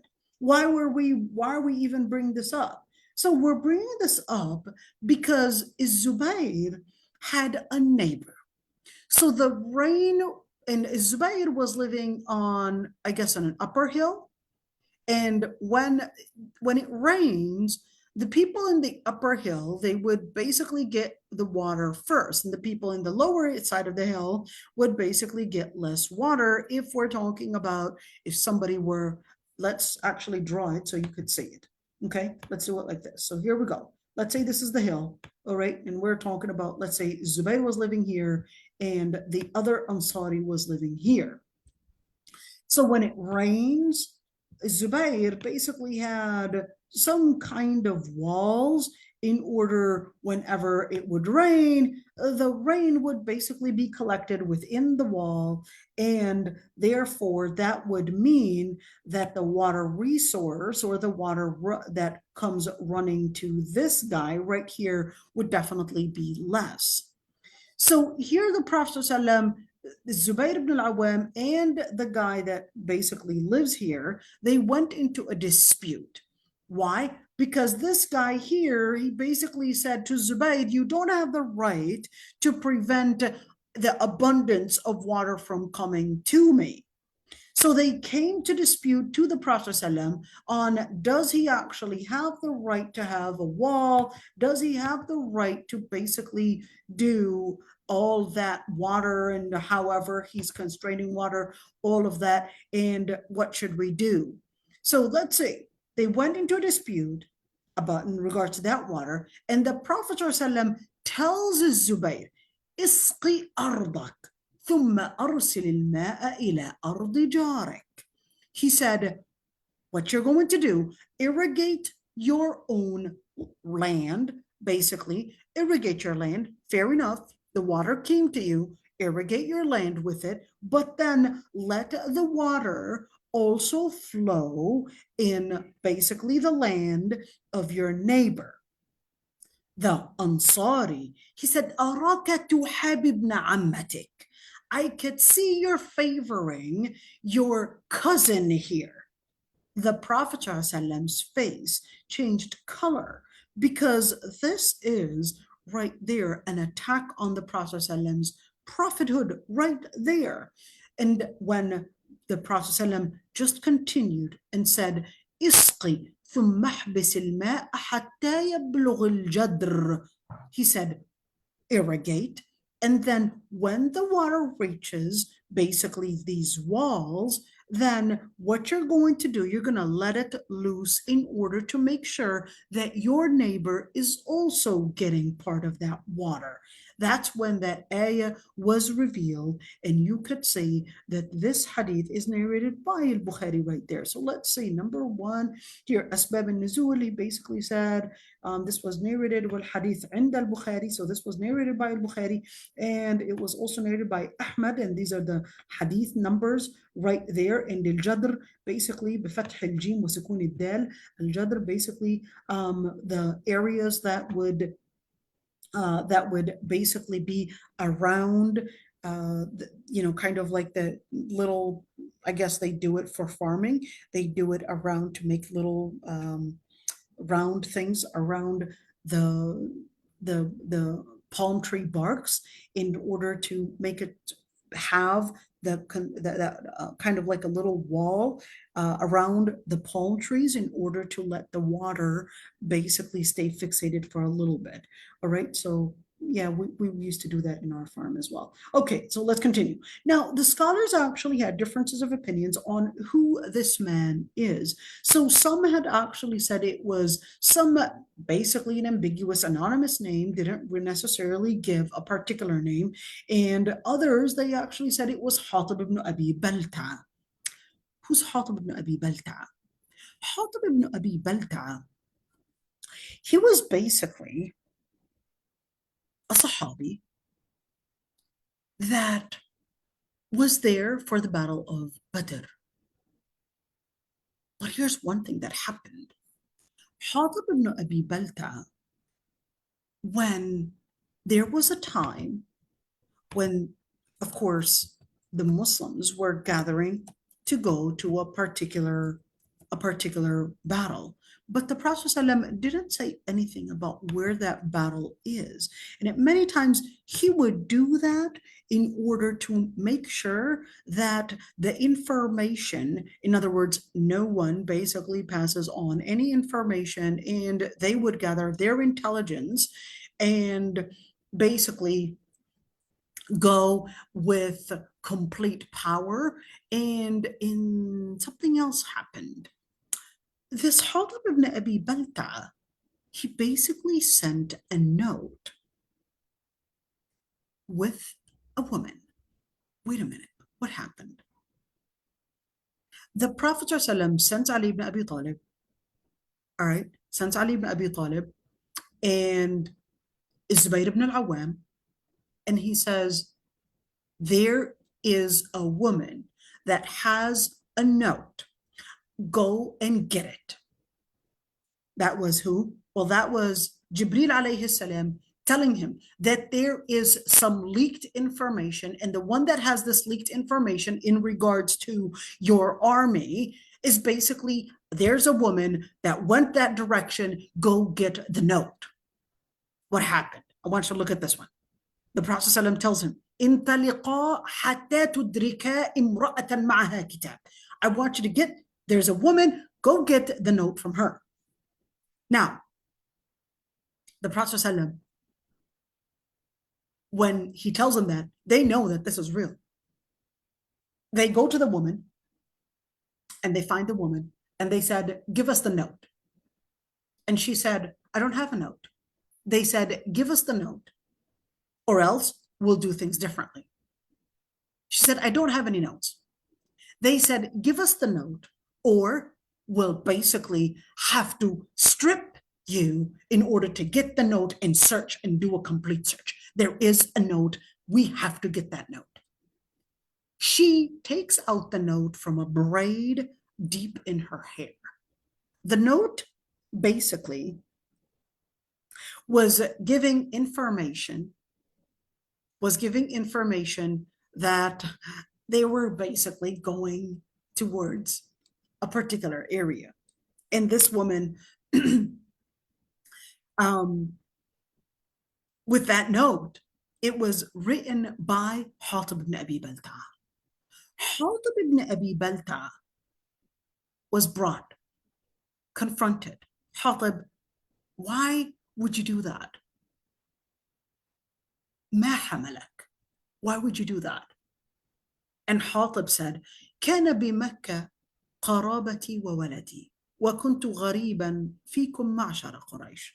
He said, well, I basically have or had basically relatives and I didn't have any supporters in Quraysh. So I wanted, if we were defeated, I wanted to at least have some kind of sponsors, supporters, that is. Umar ibn al-Khattab, he basically yelled out and said, O Prophet of Allah, give me the permission to kill him. The Prophet ﷺ said, no. He witnessed Badr. And you never know. وَإِنَّكَ لَا تَدْرِي لَعَلَّ اللَّهَ قَدِ اطَّلَعَ عَلَى أَهْلِ بَدْرٍ فَقَالَ اعْمَلُوا مَا شِئْتُمْ فَإِنِّي غَافِرٌ لَكُمْ.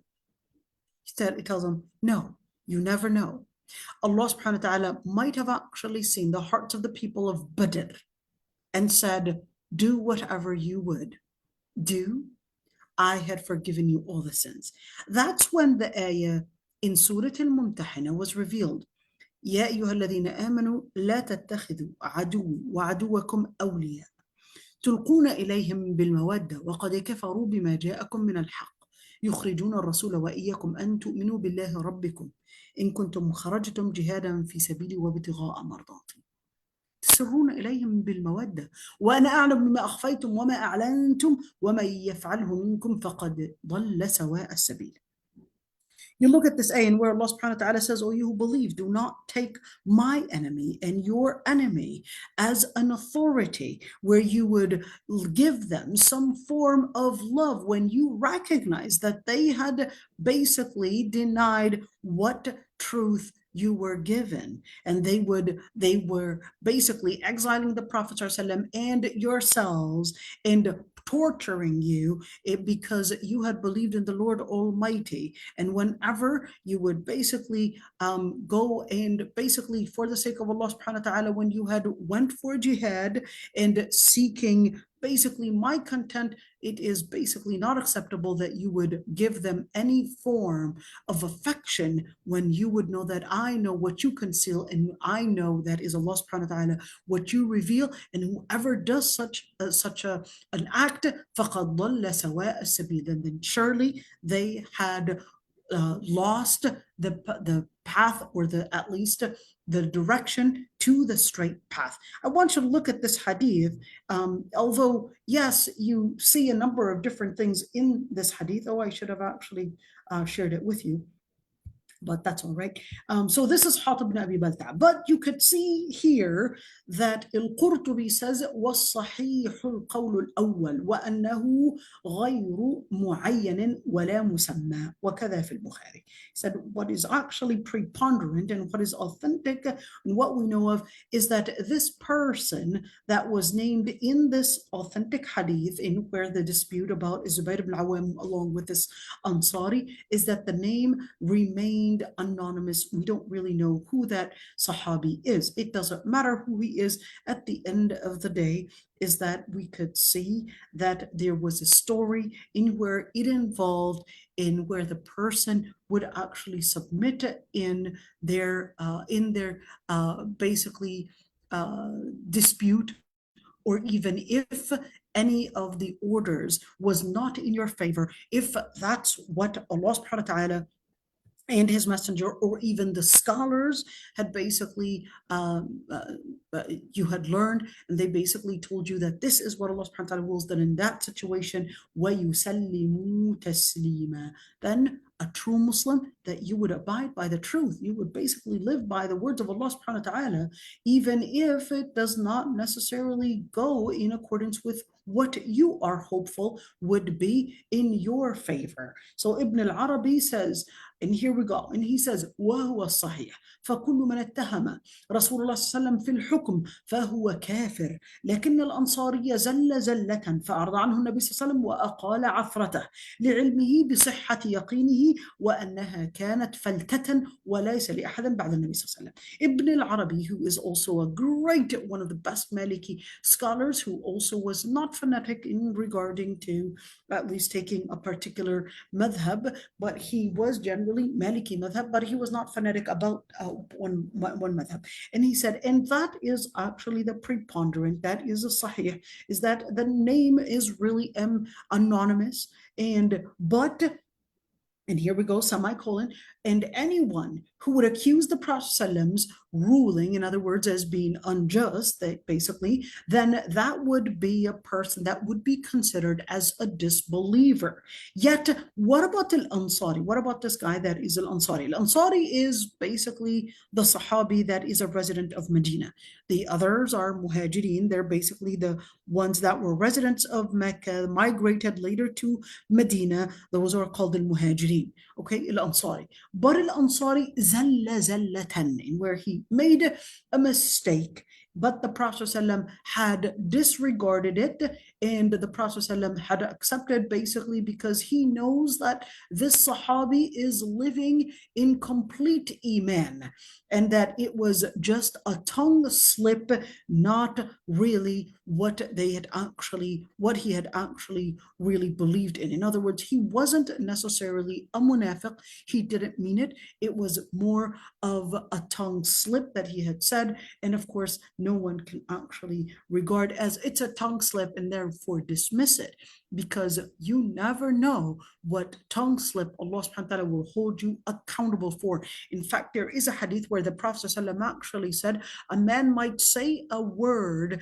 لا يلقي لها بالا, without the person taking such a word in any form or shape in consideration, تهوي به 70 خريفا, where it would make them fall in hellfire as long as 70 seasons. As 70, of course, the Arab would basically use kharifa as autumn, but this is not talking about autumn per se, but this is because they would calculate years based on seasons. So dahwi bihi sab'ina kharifa, it would be just a word where it would take you 70 years to basically pass of torments in hellfire without you realizing. So that's how they, they didn't have years, they didn't calculate. The Prophet ﷺ actually said, "Nahnu ummatun ummiyya."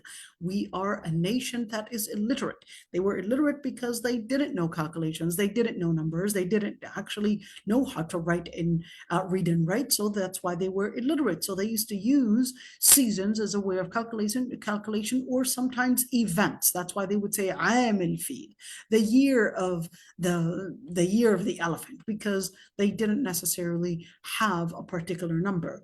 And the same thing when you look at other, like China, they used to use dynasties. All right, so dynasty of such and dynasty of such. Okay, so we'll end right there, inshallah. And it's important to, inshallah, continue. I would want to actually continue this ayah. As you could see, I basically continued in, let's see, يسلم تسليما ينقاد لأمرك في القضاء.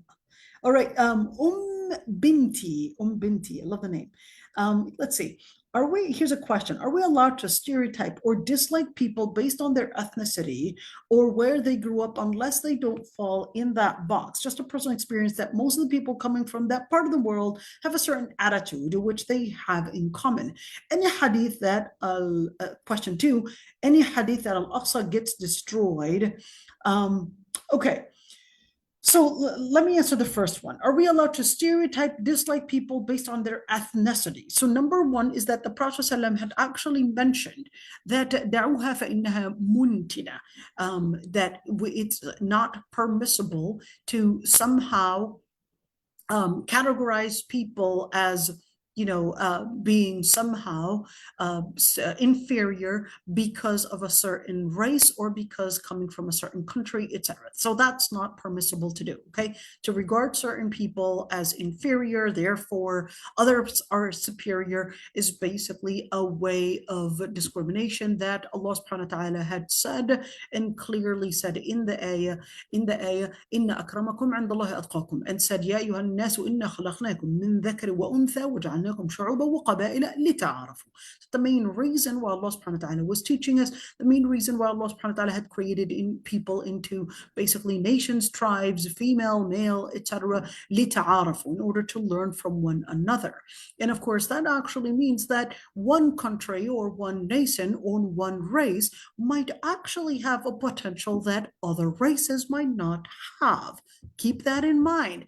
So you would see certain races, they might actually have probably a gene that just goods math in place. Maybe another, probably, maybe we could say lita'arafu, not necessarily a gene thing, but perhaps an experience that they cultivated, an experience, say they experienced and they basically built a nation and they were working so hard in, I guess, learning math or medicine or whatever it is. So in other words, learn from one another. You probably worked hard and probably learning other experiences, cultivating other experiences. So the ayah basically says, لِتَعَارَفُوا. That's the main reason why we would have, and the main wisdom behind having different nations, races, etc., is really to learn from one another. So the ayah was redirecting your vision from seeing as the stereotypes, which is really the negativity of a certain group of people, to actually seeing potentials. It was redirecting your vision. Look at the potentials that they have. Okay, that's number one. But is there such a thing that certain people might actually have a particular behavior and we would say it? For example, certain people or certain families, they might actually be stingy from father to son to daughter to wife. Everybody is just too, what is the word, too, let's call it not hospitable, okay? And you have other families, they're just always hospitable. That's just from father to son. And you have other families, they're just always just laughable, happy, funny. Other people, they're just always angry, sad, and they're just too, what is the word, easily provoked. And that is actually true. That is true. And it's not necessarily stereotyping people, although it's, if, of course, if, when would it be considered stereotyping? It would be considered stereotyping if let's call it, the use of it was not to get to know how to deal with these people, was really for the reason of somehow, I guess, put in condescending comments, derogatory, somehow trying to relate with the people like they're inferior, degrade them, etc. Then in that situation, this is used for the wrong cause. But if you basically learned and you know certain, let's call it certain behavior, certain attributes, certain, let's call it genetic behavior, let's call it that way, genetic behavior that probably maybe with a certain country that they basically are just too considerate about how they spend money. They have their ways of how, you would buy clothes from India that's literally not sewn, and that's their way of basically considering money management. Someone else might actually see such, quote unquote, money management as nothing but stingy. All right.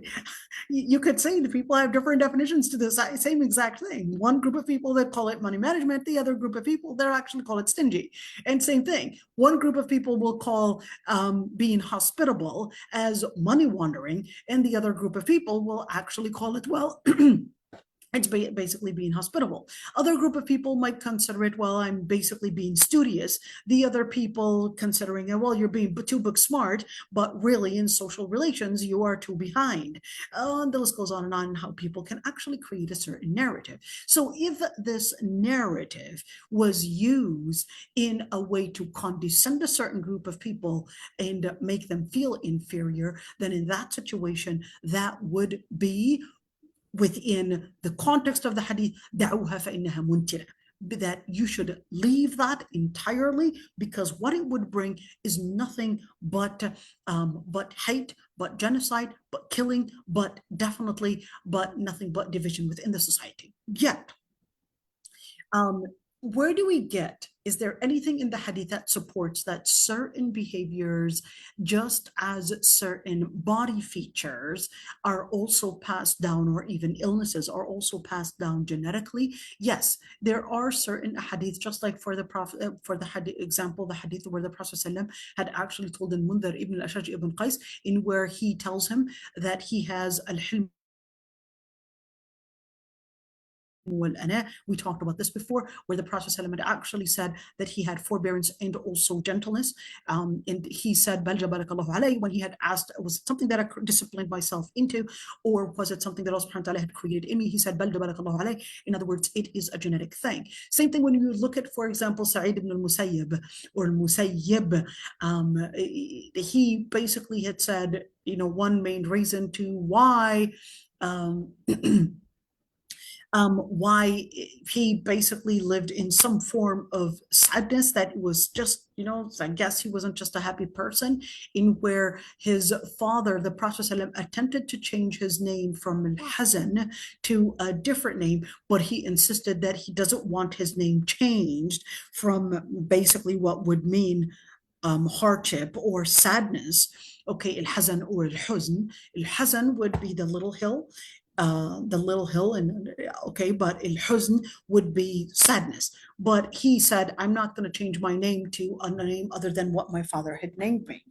And Sa'id used to say, if only my father accepted that his name would change, we would not have actually been perpetrated. And right now, really living in this perpetual, I guess, behavior, or at least this perpetual type of anxiety, basically because of the name.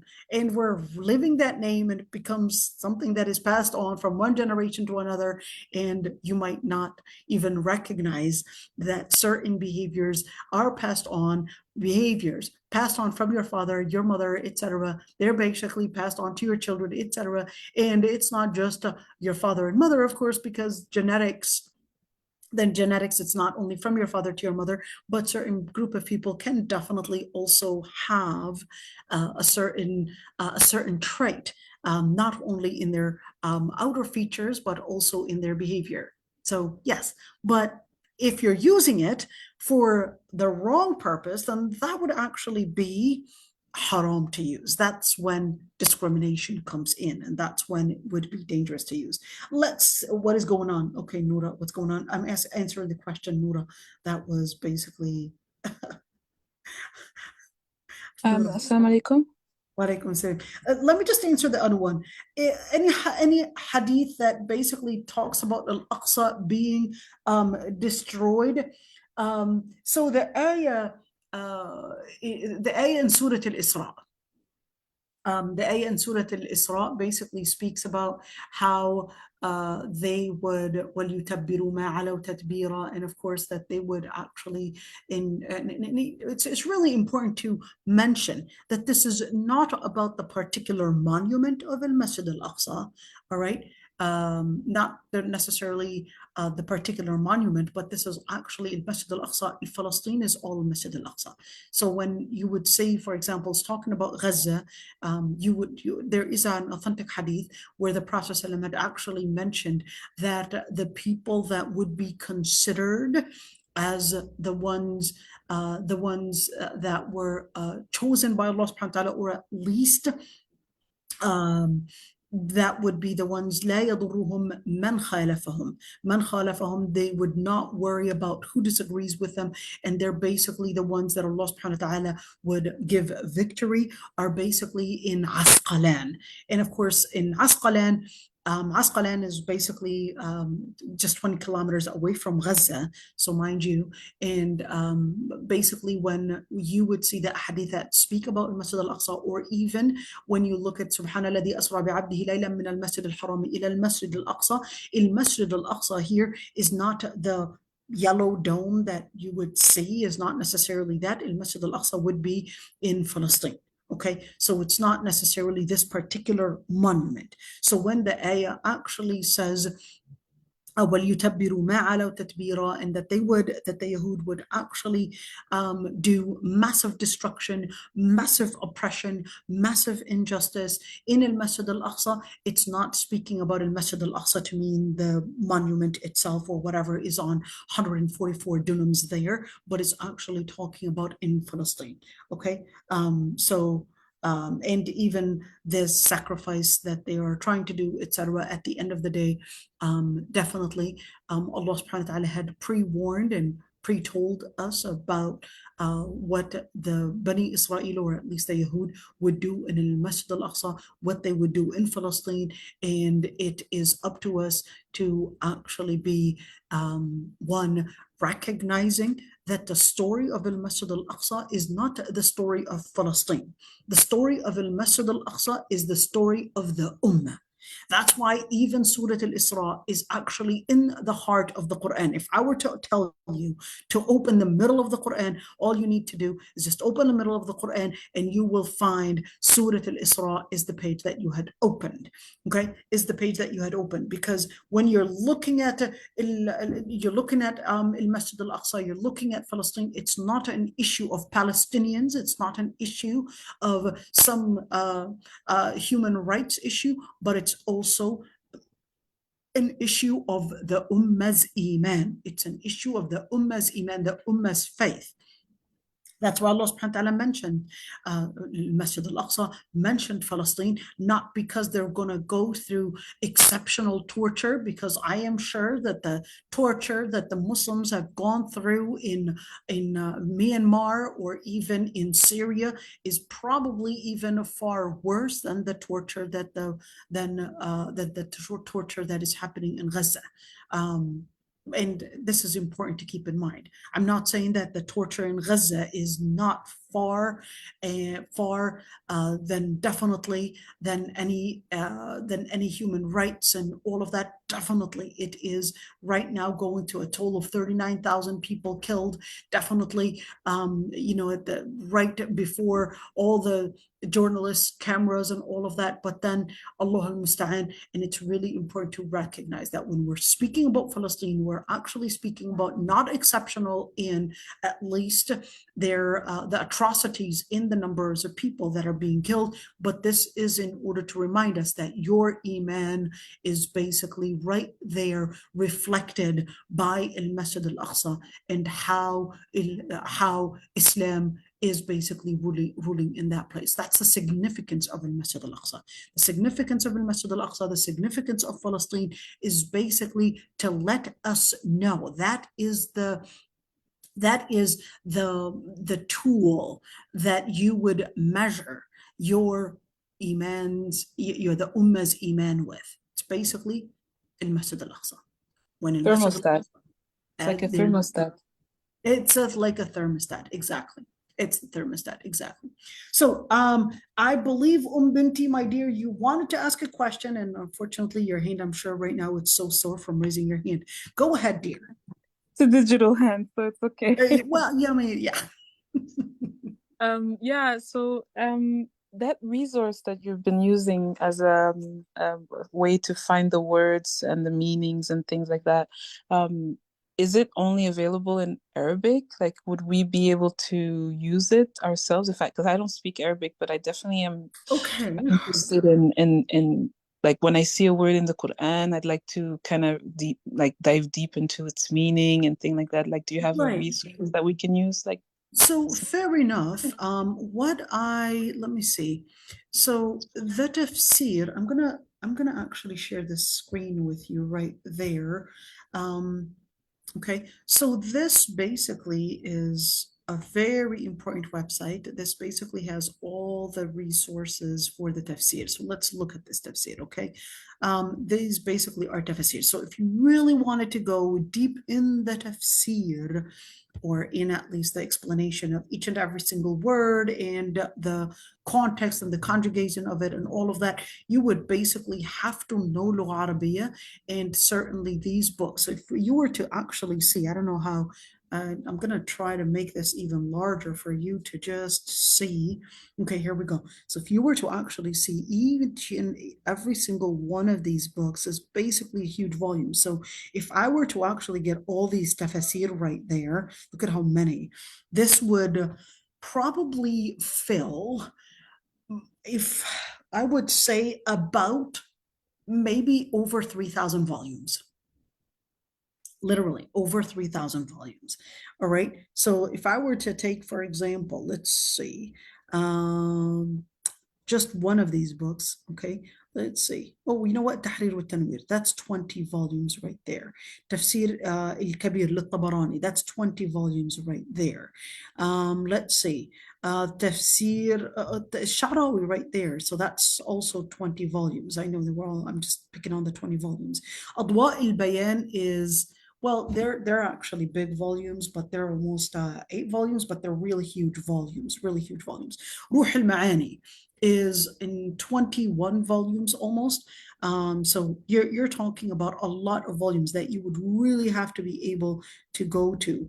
Let's see. I'm just randomly right there. Kashaf al-Zamakhshari, although in 6 volumes, but they're really huge. And of course, those, in order to be able to go to those books, you really, really need to have Lugha Arabiya. Even if they were translated,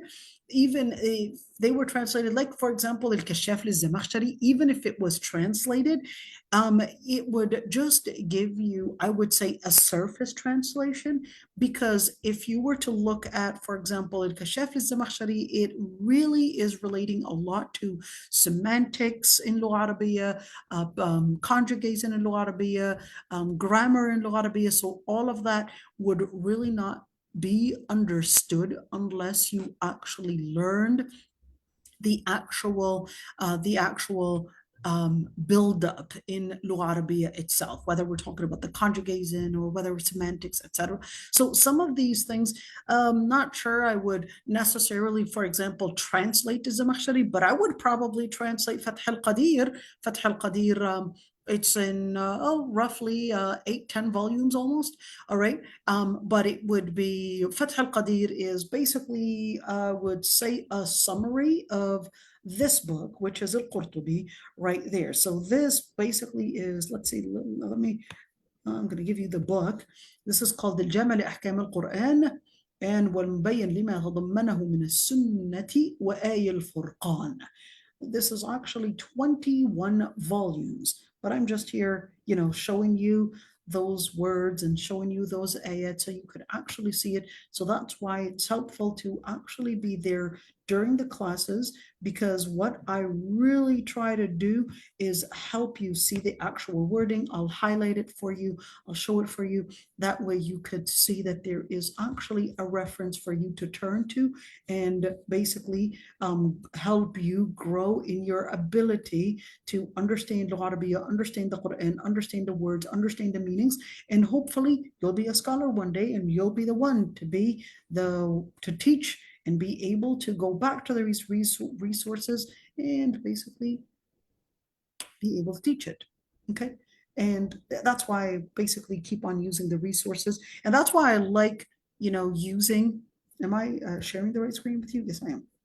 That's why I like using these resources for you to actually see the ayat, see the hadith, see the words, I'm pointing out for you so you could actually see it. I wished, I don't know, does this allow you? Well, let me see. I think right now there is a way to translate. Let's see. Let me translate this into English. Tell me what you get. Okay, here we go. Let's see.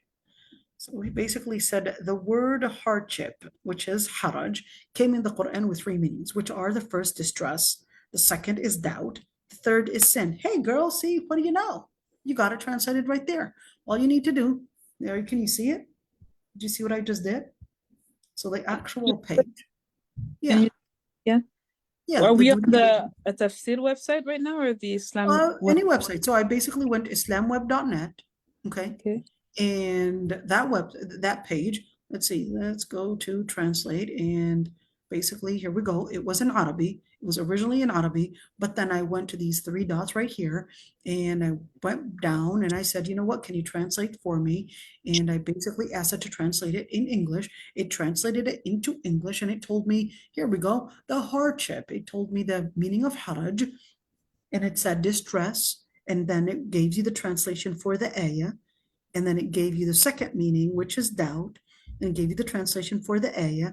And look, it basically gave you this AI, I guess. And basically, in the sense of sin, it gives you all the translation. Hey, you got it right there. Wow, that's mashallah, tabarakallah. That's really helpful. And I guess work on any website, like even the let's try. Let's try this one. I don't really know if it's going to do the same thing. Let's try. We're gonna do translate into English. Girl, look at that. Is this smart or what? See? Wow. Yeah, mashallah. Look at that. Look at that. And oh my God, let's see. Oh, wow. Believe it or not, this is the first time me doing this. It's like, look at that. Well, I don't understand Arabic, so let's do it. I do understand Arabic. Arabic is actually my first, well, I don't know if it's my first language or second language, to be honest. Okay, let's see. We're going to go and give me translate it into English. Look at that. Here you go. What more do you want? Whew.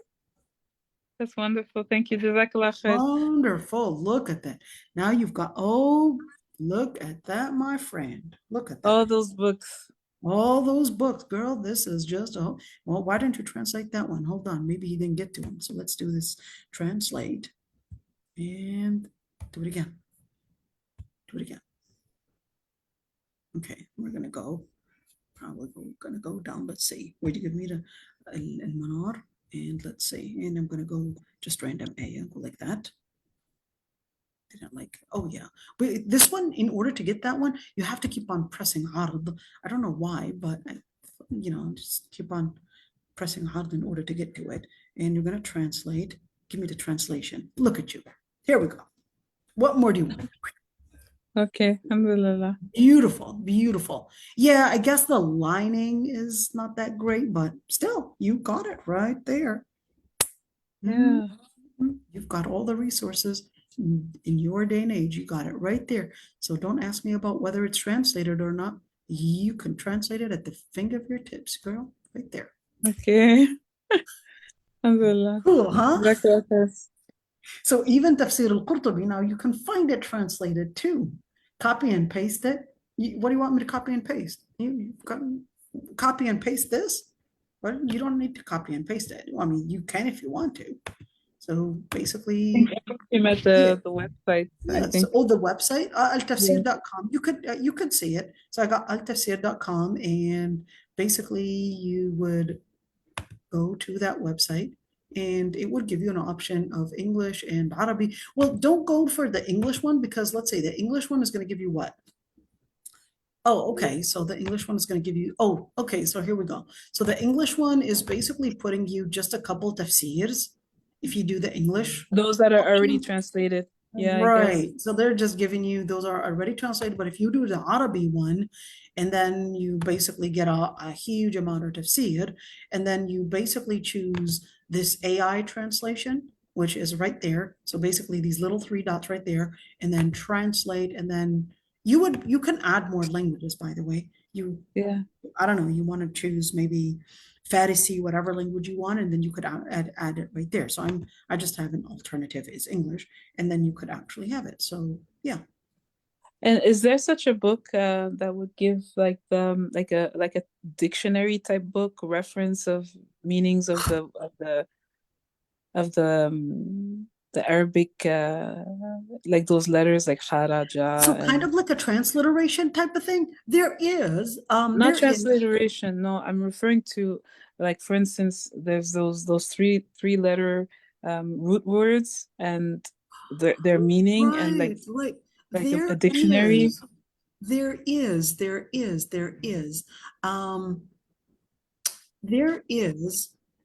I don't have that on mind right now. Maybe if I were, hold on, let me see. المكتبة الوقفية maybe. المكتبة الوقفية. No, give me المكتبة الوقفية. And I think they might actually have that. Let's see right there. You see that this is actually a very important one. This is right there. Look at this, alwaqfiyya.net. And guess what? All of these, they're basically sciences. And let's say Kutub al-Tafsir, and they'll give you, no, don't give me that one. Okay. They'll basically give you all the books, and you could easily translate them. But the thing is that one catch on this website is that the books are actually in PDF. And yeah, so that one is a little different, but there is actually on ChatGPT, they do have a ChatGPT and a PDF one, in where you can actually download a whole PDF book, and it would translate it. You would have to subscribe to it, but you can translate a whole PDF book in Arabic, translate it into English, and it would actually give it, I did actually do that, and it gave me like an accuracy of probably 75% accuracy. Okay. So even if you were to download a book, oh yeah, we are actually living at a times where, girl, this information is just so much in where accessible. Exactly. Look at Makhtutat al-Hanafi. Gives you But all I have those. to share some really good news. You want? Yep, Noura. Yeah, so 300 people in Philly became Muslim in 15 days. MashaAllah. MashaAllah. Yeah, I just thought that was cool. Sorry. Yeah, I'm sure there's more. It's just that we don't have, there's so many people become. That was just like one area, subhanAllah. Well, I mean, Philadelphia has a lot of African Americans, and African Americans, you know, they really have deep on the inside, they really have a very strong sentiment towards Islam. That's number one. Number two is that many of them do recognize that they were actually forced into Christianity. I know that Yes, we also have I'm one of them, by the way. Oh, okay, I'm there you very go. bad. And African American as well, their hatred for injustice drives them at many times to, I would say, to go in a revolution that I'm going to go against this. And recognizing what's happening in Palestine is making them, it's like, I'm going to basically, I would say they're African Americans, you know, subhanAllah, when they're sad, they're going to the blues. Right? Am I right? Am I right? They'll be the ones to sing about the blues. Then they're happy. They'll be the ones to be really happy, and they're just always living in complete emotion. So I could see that spirituality coming in. Emotions has a big role to play in finding the truth in regards to Islam and everything. Emotions has a big role to play, because when you're feeling oppressed and sad, you realize that there's only one that can be just, and then that's when you search for him more, you know. Right. Yeah, they're just doing dawah like crazy over there, mashallah. Mashallah. Yeah, well, I like the way saying they're doing dawah like crazy. Doing dawah like crazy. A good one. A good one. There you go, like crazy. Well, I mean that's basically a metaphor. Yeah, we understand that one.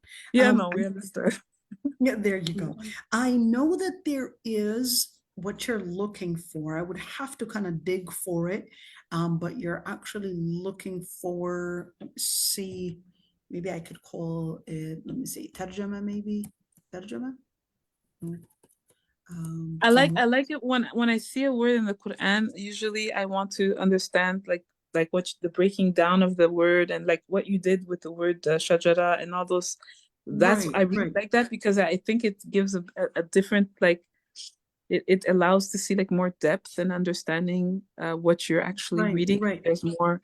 It's the same concept like with etymology in English and in French. It's exactly the same thing. Exactly. That's the etymology of it. There's so much depth. There's so much depth in understanding like different words, and because words can mean one thing, but it can mean four things, and those four things all put together kind of make it clear as to what you're to understand, you know.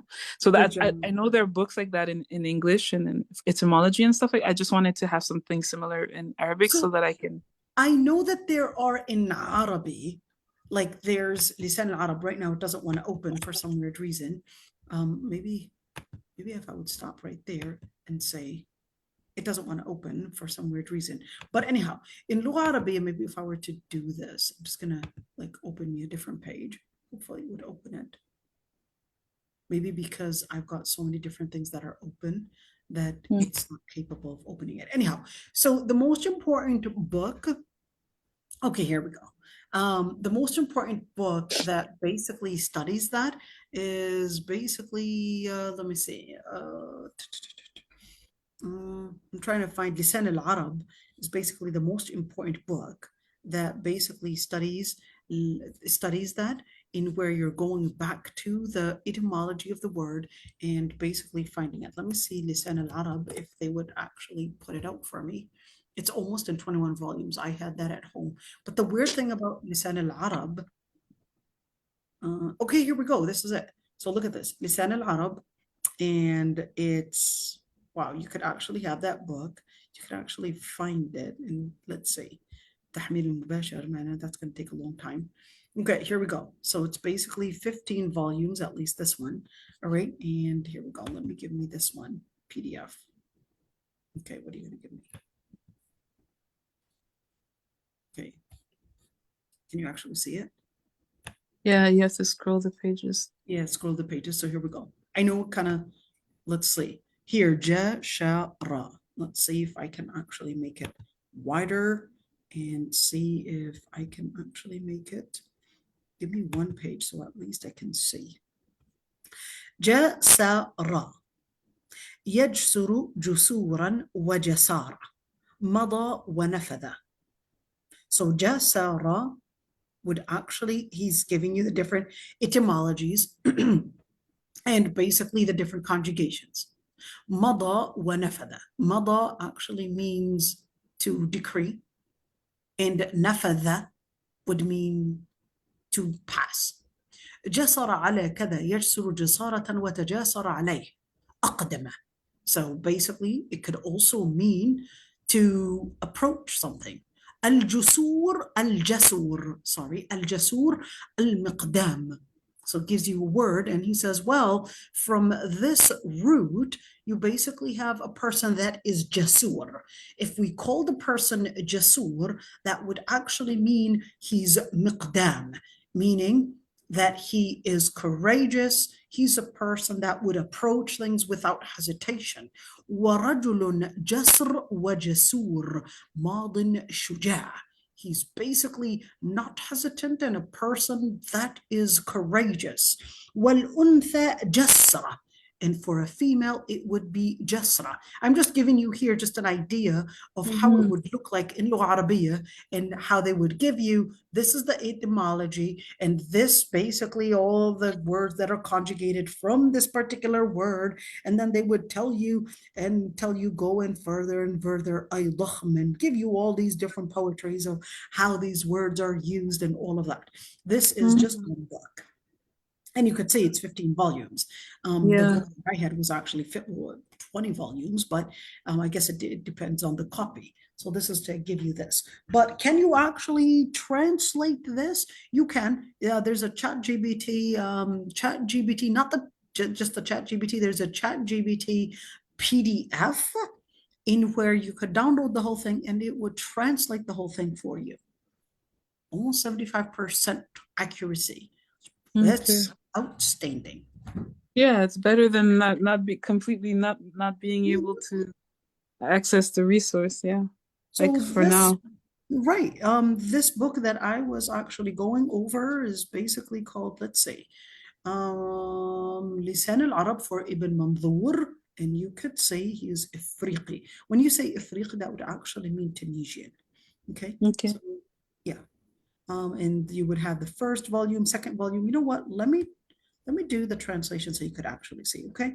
Let's see. Translate what you're doing in English. Volume 1, volume 2, and it gives you all the letters. But here's a trick. Guess what? This book doesn't work by looking at the first letter. So if you are to basically see jasara, for example, you're not going to go based on the letter jim. You're going to go based on the letter ra. Really? And then the letter G. I know. Why would on earth would you do that? But yeah, that's what he did. What So is you this start book?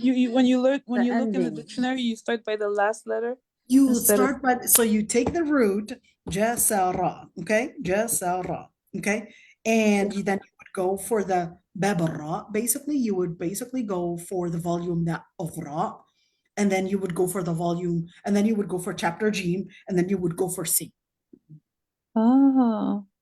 But the what good does news, this book teach? I know, why on earth would he do that? But whatever. No, but what does this book teach? This is not all the books of Lugha Arabiya, okay? This is not all, but this particular book was just known for that. But there is actually a good news is where there is a publication company that basically lined it up in, let's call it the alphabetical ordering and not the ordering that he put it in. So yeah, so there is actually that copy. Let's see if this is actually that copy. Let's see. Looks like that this is this copy. Maybe that's why I had a 20 volumed one, and this one is, oh no, it's not. Yeah. Oh, bad news. But that copy does exist, I know for sure. But this isn't the only book. There is Taj al-Arus. There are other books, but I'm just giving you one of them. There are other books that basically do the same thing. Maybe al-Mu'jam al-Wasit would probably be the easiest, but if you really want to go for lots of butter, and yeah, you want to go for the real cheesy stuff, yeah, I'm just giving you the resources. I like butter. I mean, yeah, because I'm fasting, so butter, what are cheese, you craving? definitely. I mean, I'm right now thinking of lasagna.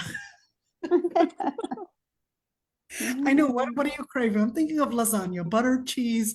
Let me see. A lots of I guess ground beef. Yeah, definitely. Yes, that would, the bechamel. I like the bechamel part of it. Mhm. Okay. All right, ladies. Inshallah, we'll see you tomorrow. Inshallah. Today No, was really Jazakallah juicy, khair for right? everything. Honestly, today's, I have to say, mashallah, tabarakallah, today you really put a fire in me. I really, Uh-oh. So look at yeah, that, you guys. subhanallah, a Juicy. lot of, Today was juicy, cheesy, yeah, buttery, fiery. That's it. exactly, We were mashallah. learning the Arabic. Alhamdulillah. Yeah, Exactly. Alhamdulillah. So this is alhamdulillah. it, inshallah. From these Okay, resources, we'll see you all tomorrow. And okay. what we Aisha, do. Mhm. Assalamu alaikum. What does this book teach? Lisan al-Arabi. So Lisan al-Arab, just from the word Lisan al-Arab, it basically is it's basically like an encyclopedia. It's a dictionary for Lugha Arabiya. It's pretty advanced, but I'm just telling you what's there because she was asking about the etymology for Lugha Arabiya. What are the resources to learn the etymology for Lugha Arabiya and how the words are conjugated and all of that? So I basically took her to something Has she pretty seen your advanced. the videos where you talk about the roots for the verbs and You stuff? know what? Good job, Noura. You know what? Now you guys know what some right now I'm doing Sufi. Yes, now you guys know what I'm doing during sometimes my free time, just listening to this Sufi in a song. Now you know it. Here it is. Okay. Anyhow, so let me show you what I did. It's a Syrian Sufi song, but I love it. Maybe you guys can hear it for a little bit. Okay, now you know what it is. Okay, so here we go. That's Uh, all we get? No. Wait. I'm going to show you what I'm doing. Am I showing you what I'm doing? Yeah, I'm going to show Yeah, you we're looking at the cool stuff, you know. the cool stuff exactly while you're doing it. And Noura, what did I call it? I think I called it Quran Arabi 40 most used words. decoding, coding something. Let's see if this is it. Here we go. Good job, Noura. Love you, girl. So here we go. I love you too. So mashallah. what this is, you see decoding Arabic, decoding Quranic Arabic. So you see these little things. There's actually a packet. Okay, I want to show you.